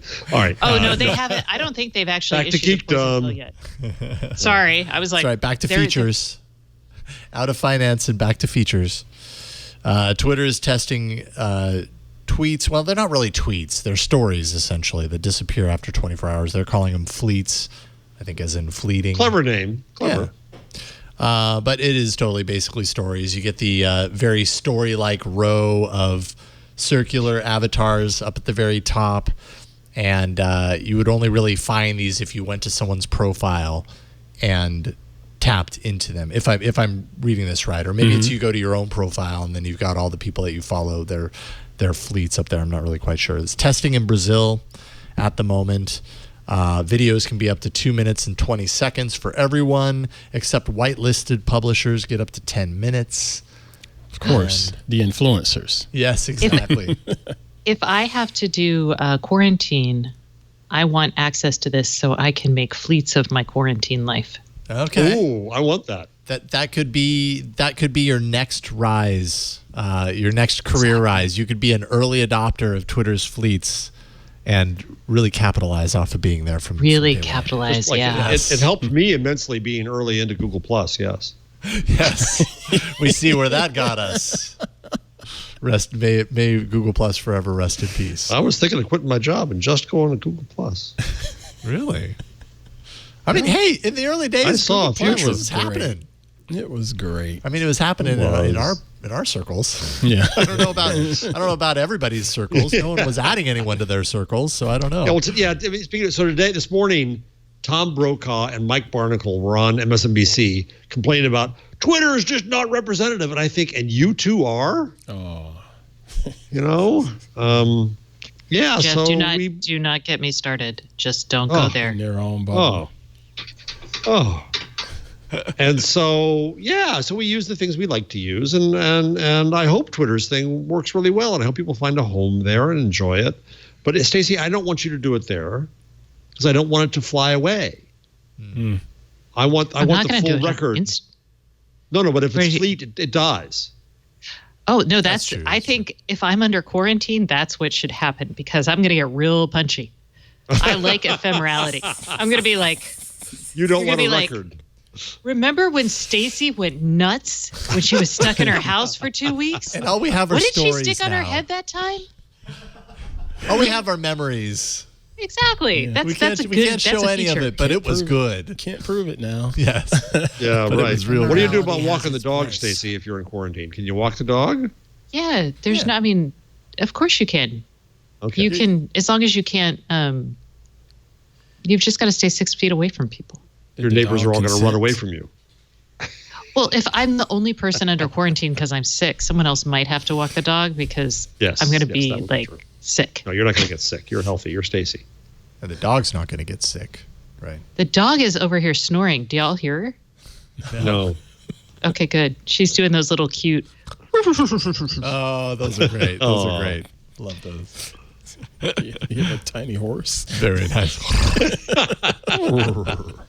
There she is, Aunt. Can you see her? She's curled up in the corner. Your lower third. Take away the lower Just third. barely. Yeah. There we go. Oh. Yeah, that's The good cozy life. down A there. little ball of love. Yeah, The good life. it's cozy. What kind of dogs do you have, Aunt? I have a 12-year-old. I think he's 12 years old. Chihuahua, teacup Chihuahua. And I wouldn't have guessed that for a second. Not a Well, second. that's not really my dog. I'll say that. Oh, okay. He's not really my dog. My dog is Kylo. He's a 4-year-old pit bull and mastiff mix. Okay, that's more the speed. I thought. Yeah, I didn't see you as a Chihuahua guy. Put the little. I walked them pink both bow there. I was gonna say they probably make a good team. I walk them both, and we get along just fine. They know who feeds them. Yeah. Right on. Yeah, exactly. My Chihuahua pug is full of hate. Full of hate. Surprise! Is she a chug? Surprise! No, she's yeah, I guess she's a chug. No punish. You're like, I can do better. a The Chihuahua? Chihuahua pug, the Chihuahua. Chihuahua? A Chihuahua. A Chihuahua. Chihuahua. Chug. Pagawa. Yeah, Yeah. she's a chug, Yeah, chug makes more sense. and she hates you. Libra, the dream is fizzling. We hardly knew ye. Facebook's dream of Libra, the cryptocurrency, is it's just fading away. It's apparently they're going to start supporting existing currencies along with the Libra token. The Libra token will not be the centerpiece anymore. And, there's just been so much regulatory interest and attention that Facebook has been receiving on this. So they're delaying the launch of the Libra digital wallet. And it's hard to even know really what Libra is anymore. Does this sadden anyone? I mean, I'm like, no, good. No, I feel like sadden this is okay. Yeah, I think it's good. I think it's just fine. Lowers the hubris notches. Yes. A few steps on them, and I think that's fine. Yeah. Facebook has other I agree. things to worry about, like censoring political ads and stuff. They don't have time to worry about this cryptocurrency. That's true. Well, until they start Facebook Nation, What? They'll take over. I figured last night that where did Bloomberg win? Wasn't Guam? American Samoa. American Samoa. I figured he bought it. That's how he won. So now he can sell it to Facebook, and then he can set up a nation there. Yeah, it's the Facebook. Yeah. Now you can actually visit Facebook. You just go there. Just wash your hands first. There is no coronavirus at Facebook, on Facebook. I don't know about in Facebook, but Possibly. anyways. Daily Caller is a Facebook fact checker. We've heard about this, months ago when Facebook The Nazi started. publication? The Daily Caller, yeah. Different Daily Caller. Oh, okay. Different Daily Caller. No, that's the Daily Stormer. Daily Stormer. Oh. There we go. Okay, I was like, really? They're both named the same thing? But yeah, you're right. Oh. Daily Stormer, Daily Caller, two different things. I'm sorry, y'all. Good correction. Yeah. Good. Send all Wait, your no, apps wait. to So which Stacey, one did please. Facebook verify? What's that? Wait, which one did added Facebook? the Daily Caller to their fact check? Yes. Because they wanted, because there's this constant belief that there's some kind of neutrality in the world, and so they had to get fact checkers from the right because all the right was screaming all the fact checkers are liberal, and in fact they are. So call that a fact, call that an opinion. So And so then here the we Daily are. Caller was, the fact checks were, from what I was told, kind of okay-ish, but then trouble hit Yes. this week. Indeed. When Trump said, used the word hoax in relation to the virus. The Democrats are saying he was calling the virus a hoax. Trump was saying, no, I was calling what the Democrats were saying about it a hoax. The Daily Caller came in and fact-checked and said, and did it on Trump's side. And then people are having a fit about this with Facebook now. So they're caught in where they're always caught, in the ringer. They're always in the crossfire. The problem here is that we have a president who is willing to just straight up lie all the time. Right. I mean, Yep. really, that's, I don't know. I mean, I know all politicians twist the truth, but when someone just outright lies, you can't even, that's not even lying through statistics where you're like, oh, I'll just tweak it a I'll little just so it. explain it this way instead. Yeah. Yep, exactly. Everything, and that's the problem. So Alex Stamos said the other day on Twitter, the problem with disinformation is it usually is not untrue. It uses Just a different something that was perspective. true or something that was said, and then puts it on the spin cycle. And so the whole notion that fact checking is going to kind of solve the world ain't going to save us, folks. Yeah, it's important to have fact checking. Of course it is. I'm not against fact checking. No, I'm a journalism teacher. I'm fine with fact checking, but it's not the solution to those who would. It's not alone the solution to those who would manipulate fact and disinformation. So that's what we have going on here is a fight over, yes, that's what he meant. No, he didn't. Right. Back and forth. Yeah. Who has the definitive? There really is no definitive in that situation. I But thought you fact do. checking was black and white, though. Well, the last 4 years have seemed to prove that facts aren't really facts. Which is weird. That seems to be how a lot of people feel, though, is that what truly is a fact. What is a fact when you take a headline that says Trump calls coronavirus Democrats new hoax, and you combine that with what Trump actually said, and apparently facts are interpretations in this regard. Yep. In the case of this, that's exactly what it is. Facts are interpretations. Gosh, I mean, because within the last 40 seconds, I said I thought fact checking was black and white. Mm-hmm. That's a fact, right? That I said that within the last 40 seconds. You said that. Yes, you did. We've got recorded history of it. Even. Right. So what's the difference? I don't think that happened, actually. Oh, dadgummit. Producers. I think you called fact checking a cookie. a black and white. But you see what I'm saying? If this is, especially with regards to Donald Trump and Twitter, that's digital. That's black and white, ones and zeros. I don't get why a lot of the stuff that comes out of this person's keyboard could be an issue, as far as it being factual and versus hearsay or interpretation. Now, if this was something on a TV screen that had recorded tape, recorded film, what's the difference? Well, I guess, AI, deep fakes and all that stuff. There's that. That poses a whole other issue. But I mean, there are plenty of examples of even Donald Trump on video saying something that is factually incorrect, but still we end up in the same place. Gosh almighty. And I'm just not. I'm numb to it now. I'm not even surprised that it happens anymore, and I hate that I'm. Dana Boyd, who's a brilliant researcher at Data and Society in New York, says that we are in an epistemological war. That is to say that if I don't like Jason, I hate Jason, then I don't like Jason's facts, and that's kind of where we are right now. And so true. So you can get a common base of facts, and then everybody can still fight and yell and kill about them. Yes. So I wish that were the case, Ant, but Woody in the I'm afraid chat that Kellyanne Conway was right. Woody in the chat room says language is more subtle than black and white, and I guess it is language, but I don't know. I am wearing a red shirt with black letters on it. That's I actually thought it was kind of orange myself. Maybe pink. Maybe. I'm not sure, man. Well, a lot of the facts are not as black and white as that. They're interpretations of data, or of happenings, or of perspectives. So when you start dealing with politics, it or like rules. It's very easy to say, well, this law will make this happen, and it's possible the law could make that happen.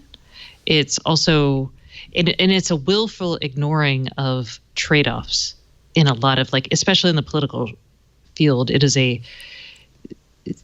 this law will kill babies. It might kill one baby, but it might also enable 1 million more toddlers to live. And so this is a terrible example, but it's the kind of thing that happens a lot. So the law, both statements can be true. And that's often where our facts have been conflicting. Now we're basically I'm wearing a red shirt. No, it's blue, and clearly it's blue. Your red is my blue. This is killing me. I mean, I guess I just oversimplified much of everything in life, and I guess that's probably why I just stay in my corner and keep quiet. No. That's Karsten's corner. You don't have a corner. Karsten has a corner. No, you're right. I don't have a corner. I have a layer. We can all have corners. It's okay. We all it's a have hexagon? corners. No. We all have No. chamfer judges. Well played. Basically, yes. Despite creating some we're all going to be confusion. quarantined in our corners. Corner team. Of course, we got to bring it back to the virus. Yeah. Which is 6 feet apart. How about we do some changelog? Let's do it.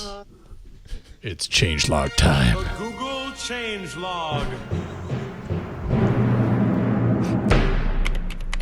All right. Apparently, I already talked about the first thing, the changelog. Sorry about that. Second thing, although you're first, is a new Google search feature it's one of those things that's likely imminent because this ended up online in some support pages, and then shortly after it was published, it's no longer there. So this is probably around the corner. But public profile cards, and this would replace what used to be, if you remember, with Google Plus, may it rest in peace, we had these public facing profile pages through Google that would have whatever information we wanted on there, our email address or phone number if you wanted, a little bio, that sort of stuff. So it's kind of, from what we gather from these support pages and some of the screenshots that we saw on, let's see here, this is an Android Police article, similar to that. Something that we could curate, put up. It's not going to replace search results, It's not the sidebar thing that comes up when you do a Google search for someone and then it shows the little sidebar extra information sort of thing. It's like its own kind of page with information. That's the old Google Plus looking profile. Yep. So that's kind of what we used to see, if I'm not mistaken. It's not that bottom right-hand corner thing, as Rita points out on her article. But if you keep scrolling down just a little bit further, you'll see it's mobile only right now, or at least it was when they discovered these support pages. So that could be coming sometime in the near future. Usually when we see these things leak like this, it doesn't take too much longer. And you're never going to guess what I'm going to scream about now. What?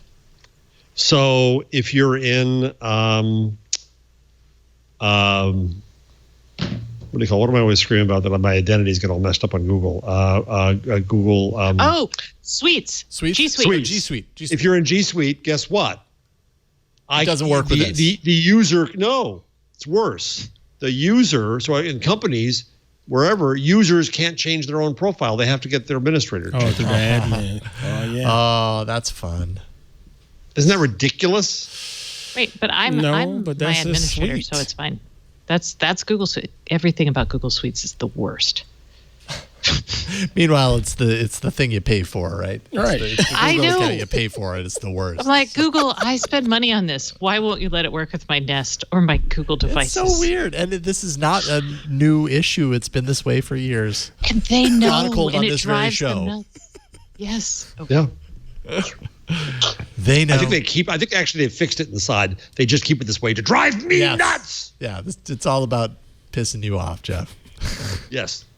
That's what, see, Ant lives in a nice world where things are simple. But my world, everybody's messing with me.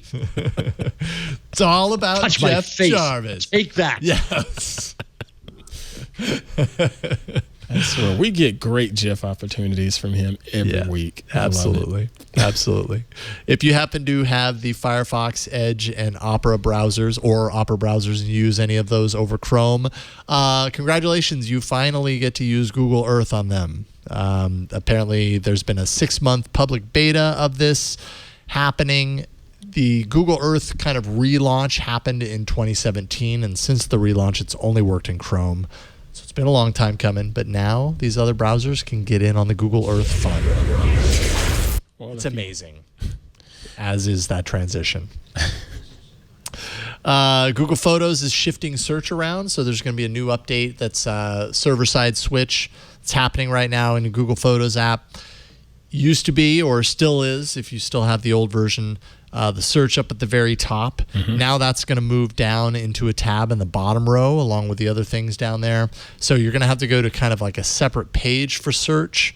But there you're going to have a number of suggestions for people, pets, places, things you might want to search for. So there's a little bit of UI built around that. I think that makes sense. A little bit easier.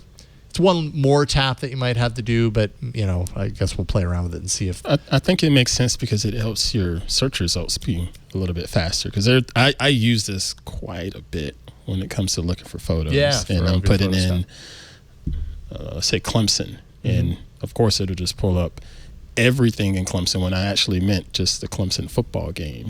Give me categories that says university, sporting event, something like that. Yeah. I think that's a nice little feature. Yeah, well, I wonder how dynamic those categories might be, or if they're going to have them specifically set for, no, we've only got these 4 categories and everything falls into them.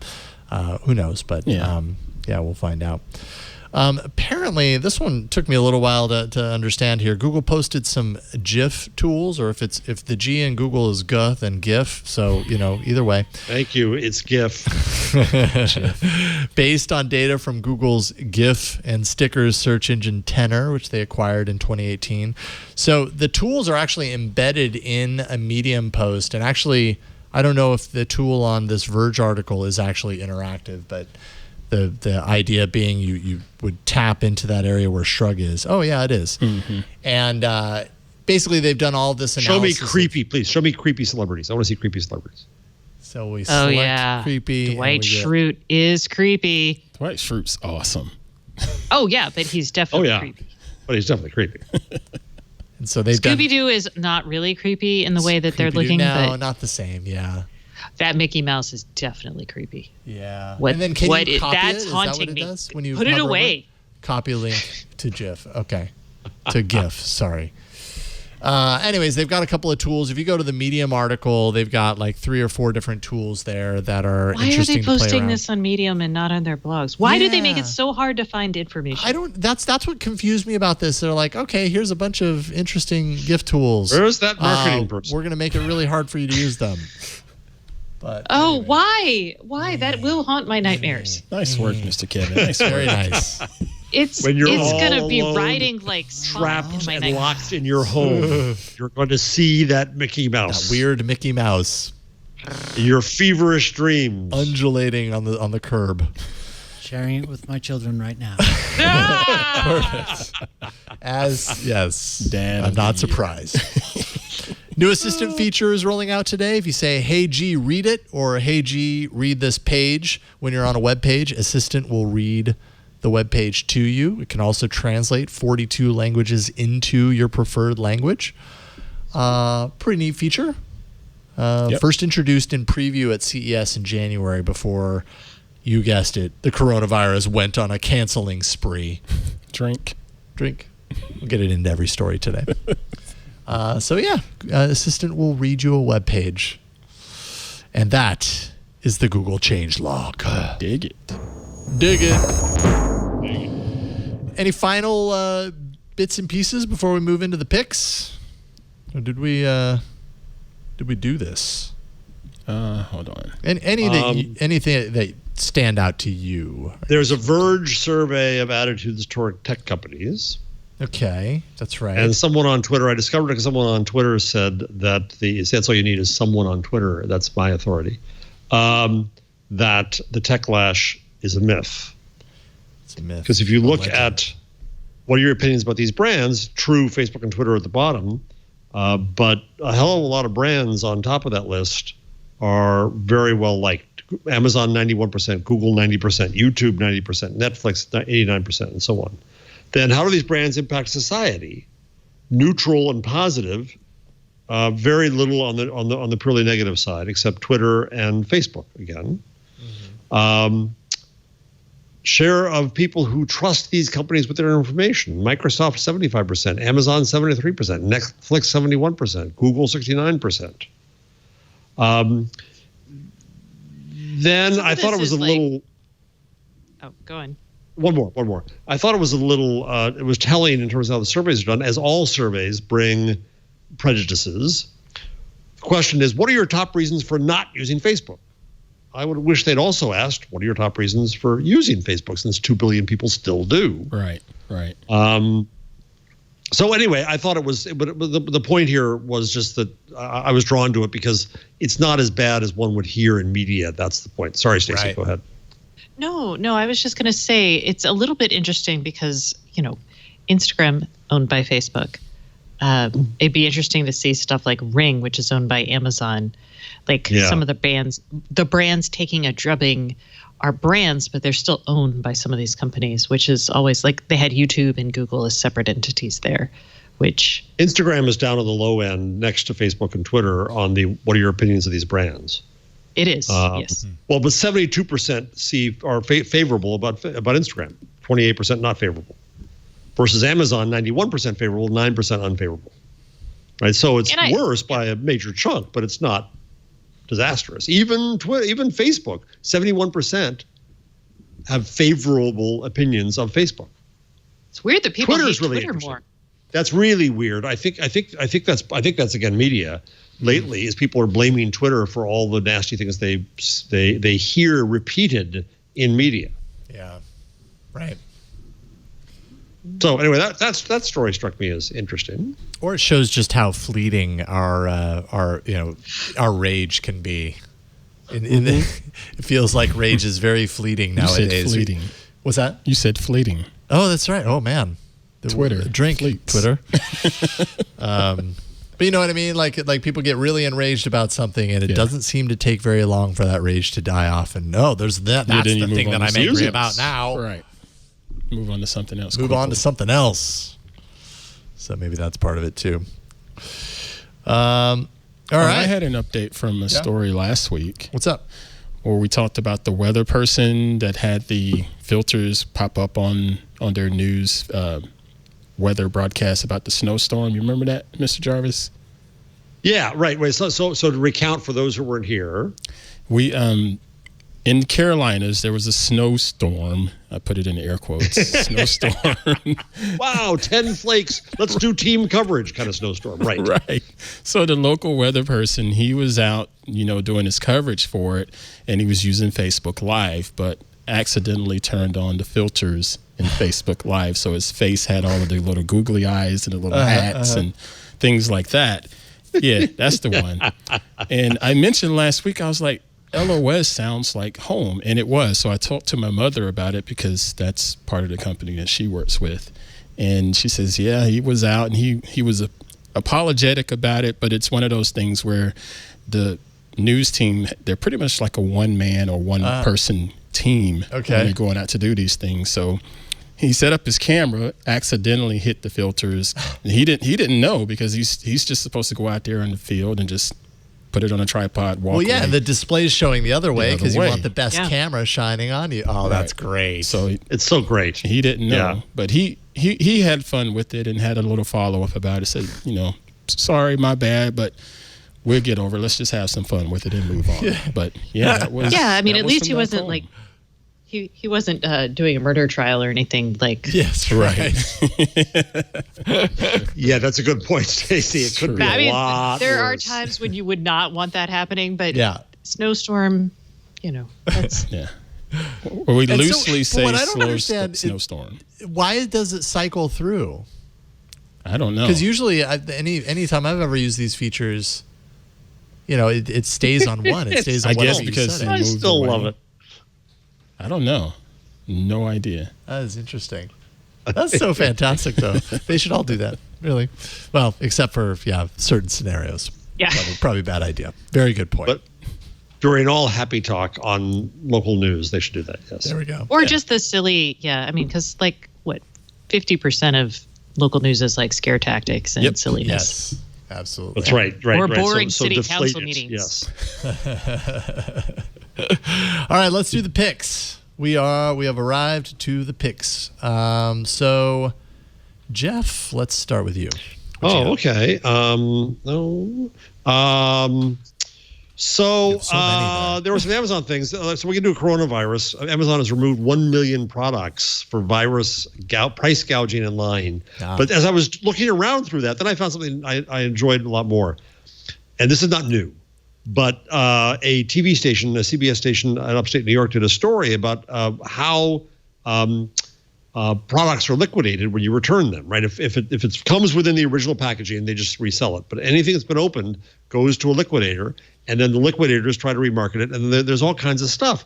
So if you go to, I have the link in there, direct liquidation, it's not individual. You can buy some things individually, but a lot of it is just bulk. So a pallet filled with decorations and favors, stationery, invitations, disposable tableware, MSRP of $2,200. Right now, you could bid on it at $114.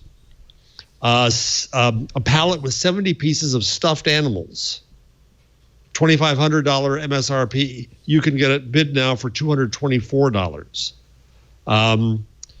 Just all kinds of weird stuff. And I can't figure out who would necessarily buy a truckload of 26 pallets. I know exactly. 400 to 900 PCs, general merchandise, $70,000 MSRP. Buy now for $7,000. Yeah. So you get 90% off this stuff. Right, and people end up reselling all this stuff. They channel through it. Either pawn shops, eBay. I mean, so much of like what you see, Amazon third-party sellers, refurbished items, eBay. I mean, there are people that this is their job. Like this, and they get passed off as new. They get passed off as new, or they post it as refurbished, and they understand when they buy these that not every single thing in the lot. It is kind of a gamble. Right. Not everything in the lot is going to have some sort of like value that they can resell, but they end up selling a lot of it. I've seen interesting. I've seen on certain YouTube channels where you could get these little pallets full of photography gear, like little tripods and things like that for next to nothing. As long as you buy a whole pallet, you'll spend, $1,000 on it or something like that. But what's in there is way worth more than $1,000 because of so much is in there. Yeah, there's another one where I was looking. Oh shoot, I messed that up. The other one is liquidation.com, I think it's called. And so, I can imagine you could buy like 100 iPhones, and for a fraction of the price, and make a wall of iPhones or something, right? Totally, or sell it for parts. People looking for a certain part for their broken iPhone, and Isn't that the Storage Wars? Isn't that that company? Well, or that is that what it is? Okay, because Storage I was Wars, thinking where you buy a shed or a you buy the contents of what it's similar. It's that concept. You buy the unseen. Your bet. It's kind of like gambling, but it's not. Yeah, they make a whole show out of it, exactly. which is amazing. You buy the storage and you don't know what's on the inside until you're confirmed to be the winning bidder, and then you go in there and you see if you have anything valuable to get rid of. What is in here? I found a Monet. Couch. Just a couch? Really? Yeah. It's better than a dead body. Yeah. Look at it that way. That's the tagline. Show title. Yeah, it's better than a dead body. Let's see. Rough in Seattle already. Yeah. Yeah. Stacey, what you got? Okay, you guys. I'm gonna let y'all know that I am under embargo for exciting, better things about this. But keep this in mind for tomorrow morning. I'm gonna have to. Should I unplug it? Come to me. Okay. Oh, can you see it? Yep. I've got too many things open. This is my Helium router, y'all. This is a $350 router that has a blockchain-based token system that is providing long-distance long-distance coverage for things on Helium. They have what's called the LongFi network. Tomorrow, there's going to be exciting news regarding Helium and its network capabilities. But it is a really fun is not really the right word. It is it's fun for me, but that's a terrible standard. You basically set this router up and you provide coverage to devices on the network, and then you get paid for both providing coverage and then also providing coverage and then also being part of a blockchain that creates a consensus around other devices on the network. So, did that make any sense? No, it did. Because I'm not your fault, my fault. Make it dumber. Okay. This is a device that allows other devices that use the same radio to talk to it. So, if I have a sensor that uses the LongFi radio network, and after tomorrow it will be a lot more interesting, then my router provides coverage for it, and then I get paid for providing that coverage. And by paid, I'm paid in cryptographic tokens. Yes. Okay. And who's paying you? Why? Get paid in Helium. I get paid in Helium something. Yes, but what's their interest in paying you? What are they saving?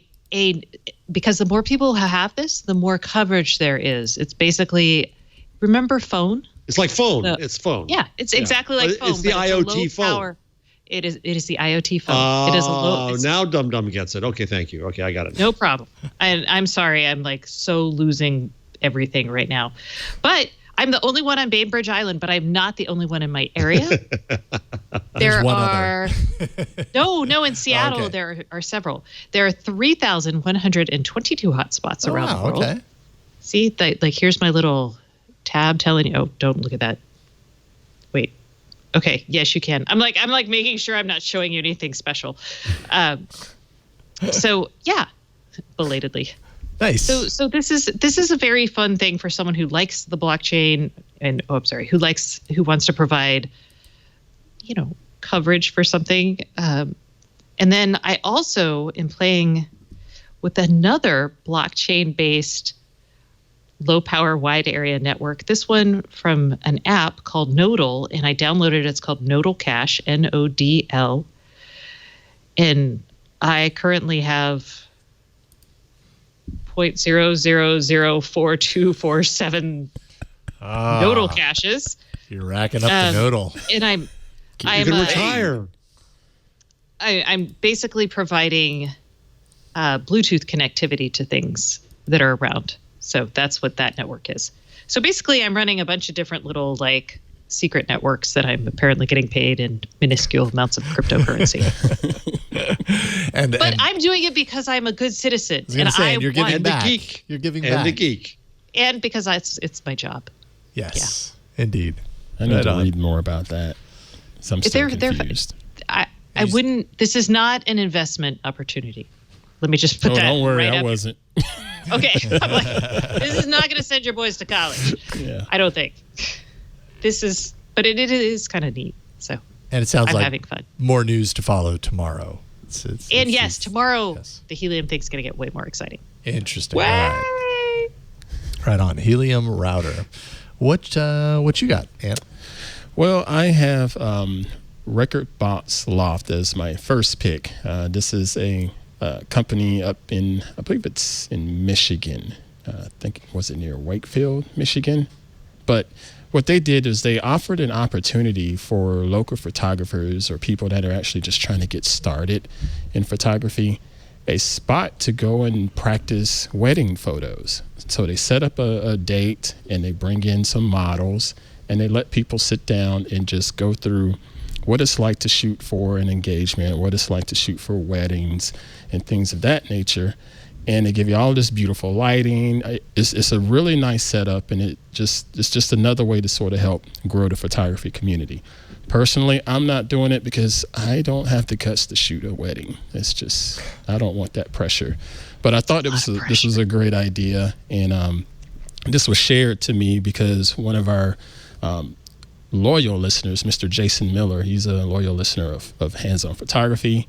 He shared some of his photos, and I was like, wow, where is this done? He said, yeah, this local company just hooked us up with the spot to go shoot and do some trial shots. And we should see, there's his link showing off the images that he shot, because he's trying to get started in photography and just get better at it. So he's been listening to our show and just taking the time to get out there and practice his skills. And it's nice to see that a company like Record Box Loft there in Michigan giving these folks an opportunity to just go out there with no pressure, no strings attached, and it's a safe place, no judgment. Get out there, go shoot, get better.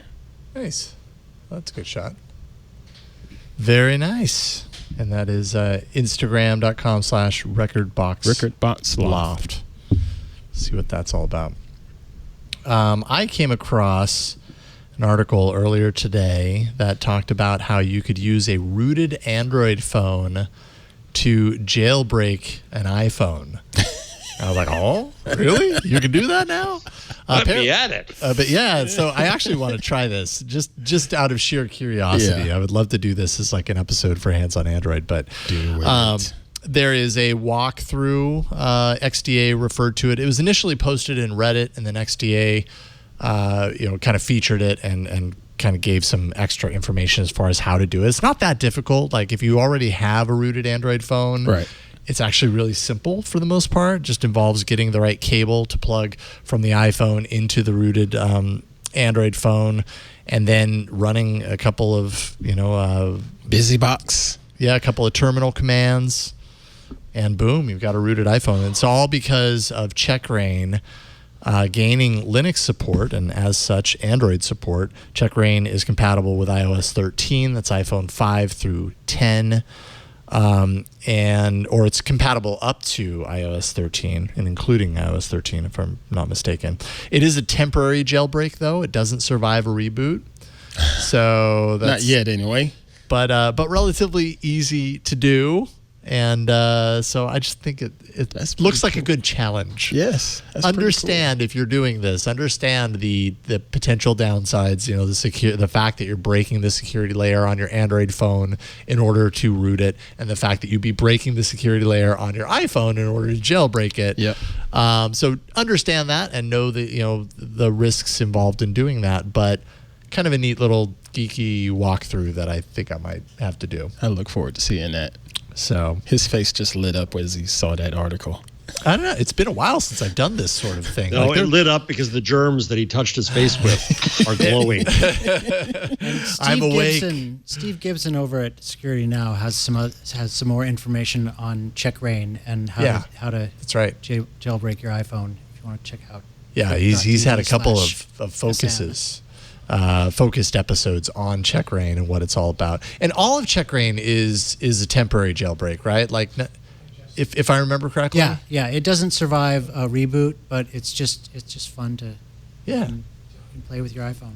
Yeah, and so if you can just do it with the phone, the Android phone that you have in your pocket at any time, and swap right over to a jailbroken iPhone. It's pretty slick. Hey, this is kind of neat.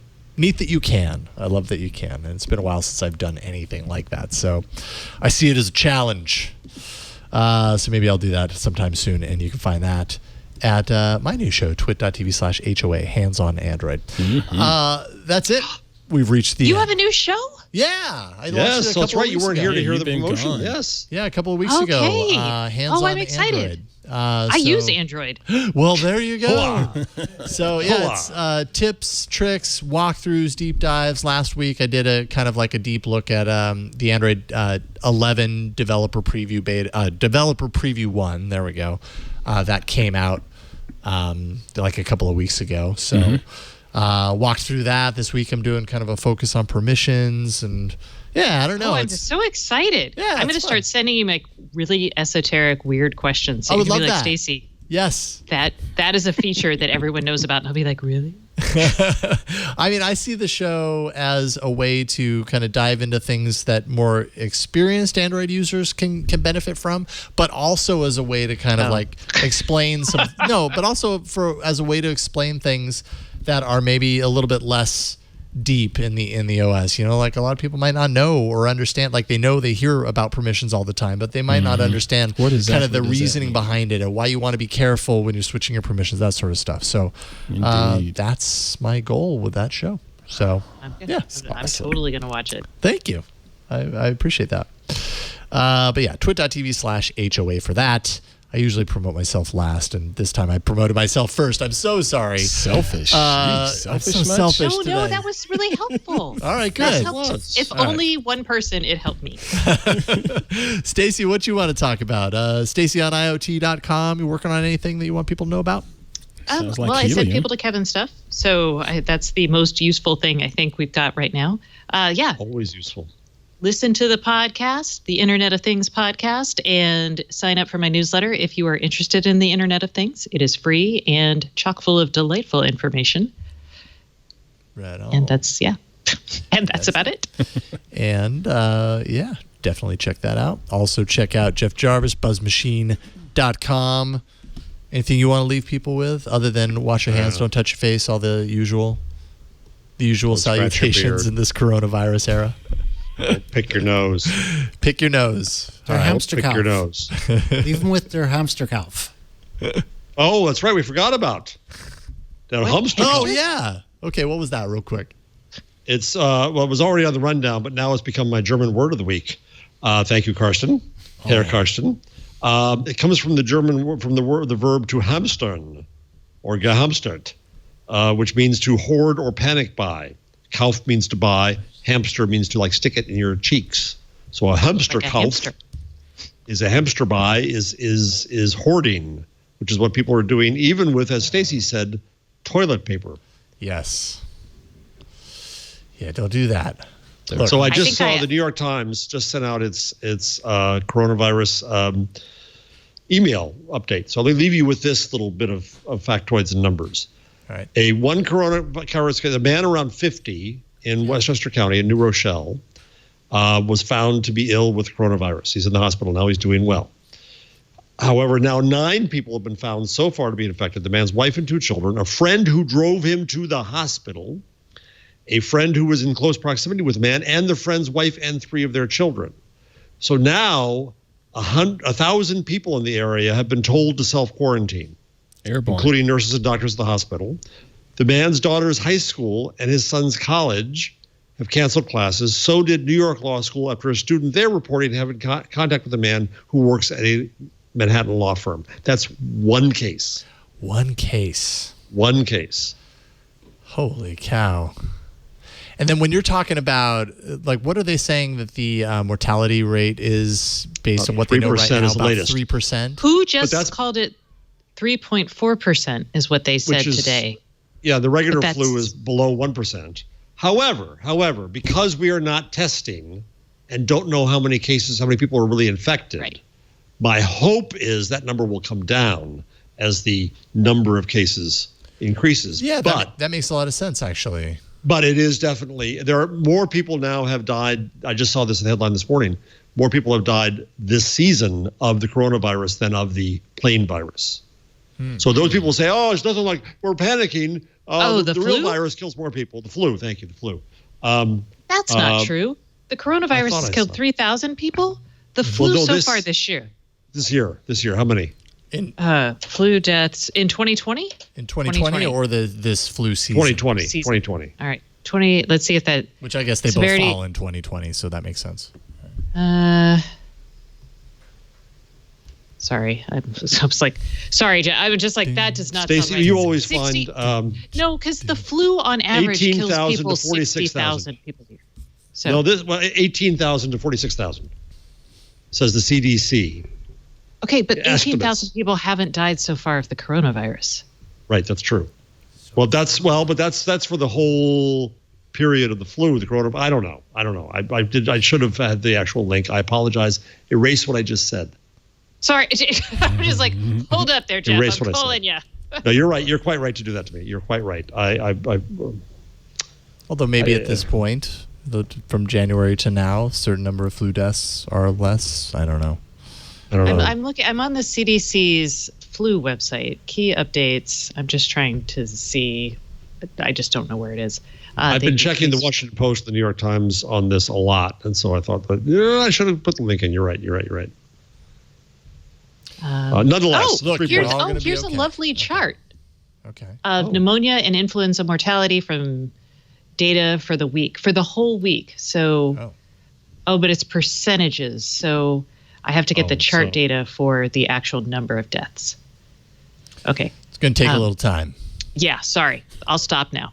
and Jason wants to go wash his face. Or continue. Yes, I'm so ready to wash my face and my hands and burn my clothes. And I think Ant, having been in proximity, is going to go just get in the shower. Yeah, you're basically already infected with whatever it is that my allergies are. What do you want people to know about Ant?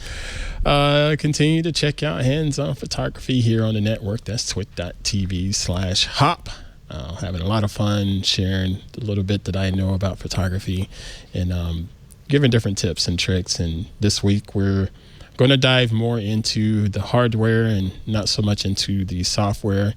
But I also enjoy sharing the photos that are sent to me, whether it's in the Twit community or just sent to our email, hop@twit.tv. So yeah, check that out. Thursdays, every week. Subscribe. Twit.tv/HOP for Hands On Photography. Jeff, you might be right. Oh. I'll take the mic. She's crunched the numbers. The chart has the data for the first 7 weeks of 2020. Okay. It's averaging about 380, it looks like, for those first 7 weeks. Now, 2020. 380. So what we're looking at is the flu. So you're looking at, but we're 10 weeks. How many weeks are we in now? 10 or 11 weeks in. So there, it's a lagging indicator. And I don't know by the second week of February, if we go by the cases at that same amount of time, I don't think that's an accurate stat. But based on flu deaths, and this is just in the United States. So in the United States, yeah. So, okay. You're wrong. You're still wrong. I'm sorry. So have you but we know a little more about how you're Carson, wrong. Can you just edit all of that out? Take me out, please. I was going to suggest you were feeling real good there for a bit. Making a clip of Stacey saying, "Jeff, you might be right," but now I'm just going to make a clip of saying, "No, Jeff, you're wrong." You're not going to do either. You might be right. Nope, you're wrong. Mean. Stacey, is your event still on journalism? Tomorrow? A what? Is your event still on tomorrow? I don't know. They haven't sent it out. It shouldn't be based on this, which is sad because I'm going to lose money, but it's okay because I don't want You want to live. Well, I'm probably gonna live. I'm not in a high risk area. Okay, good. But who knows? I shouldn't say that. Now I'm definitely gonna die. All right. Please don't. Let's all live for a very, very long time. And I think let's go on with our lives now. And not touch our faces or eyeballs. We'll see about that. All right. Still holding my dead laptop. Can somebody get Jason a hockey mask, please? Oh, please. I need a respirator. I need everything at this point. Let's get him a cone. Twit.tv/twig, TWIG, if you want to go to the show page for this show. And you should go there because you can find all of our audio links, video links, every episode of the show, links to subscribe in a number of podcatchers, as well as to jump to the Twig channel on YouTube and subscribe there. We do record every Wednesday live, 4 p.m. Eastern, 1 p.m. Pacific, 2100 UTC, and you can go to twit.tv/live if you want to check out this show, which I don't know why you would want to check out this show. There's never really anything to see when you're tuning in live. I'm really trying to get this helmet on, but apparently Burke has a smaller head than I do. Burke has a tiny, tiny head. Well, that's not going to work. No. This is not an effective solution, Burke. This is excellent video. I encourage everyone to go watch the video. And I should say, Burke is sacrificing himself for this bit. Yes, he is. Yes. He just gave me his helmet. This is going to go on his face when he that's writes. going into the incinerator in about 10 minutes. He's going to sanitize it. All right, we've reached the end. That's it. We're done. Don't touch your face. We'll see you next week on This Week in Google. Bye, everybody.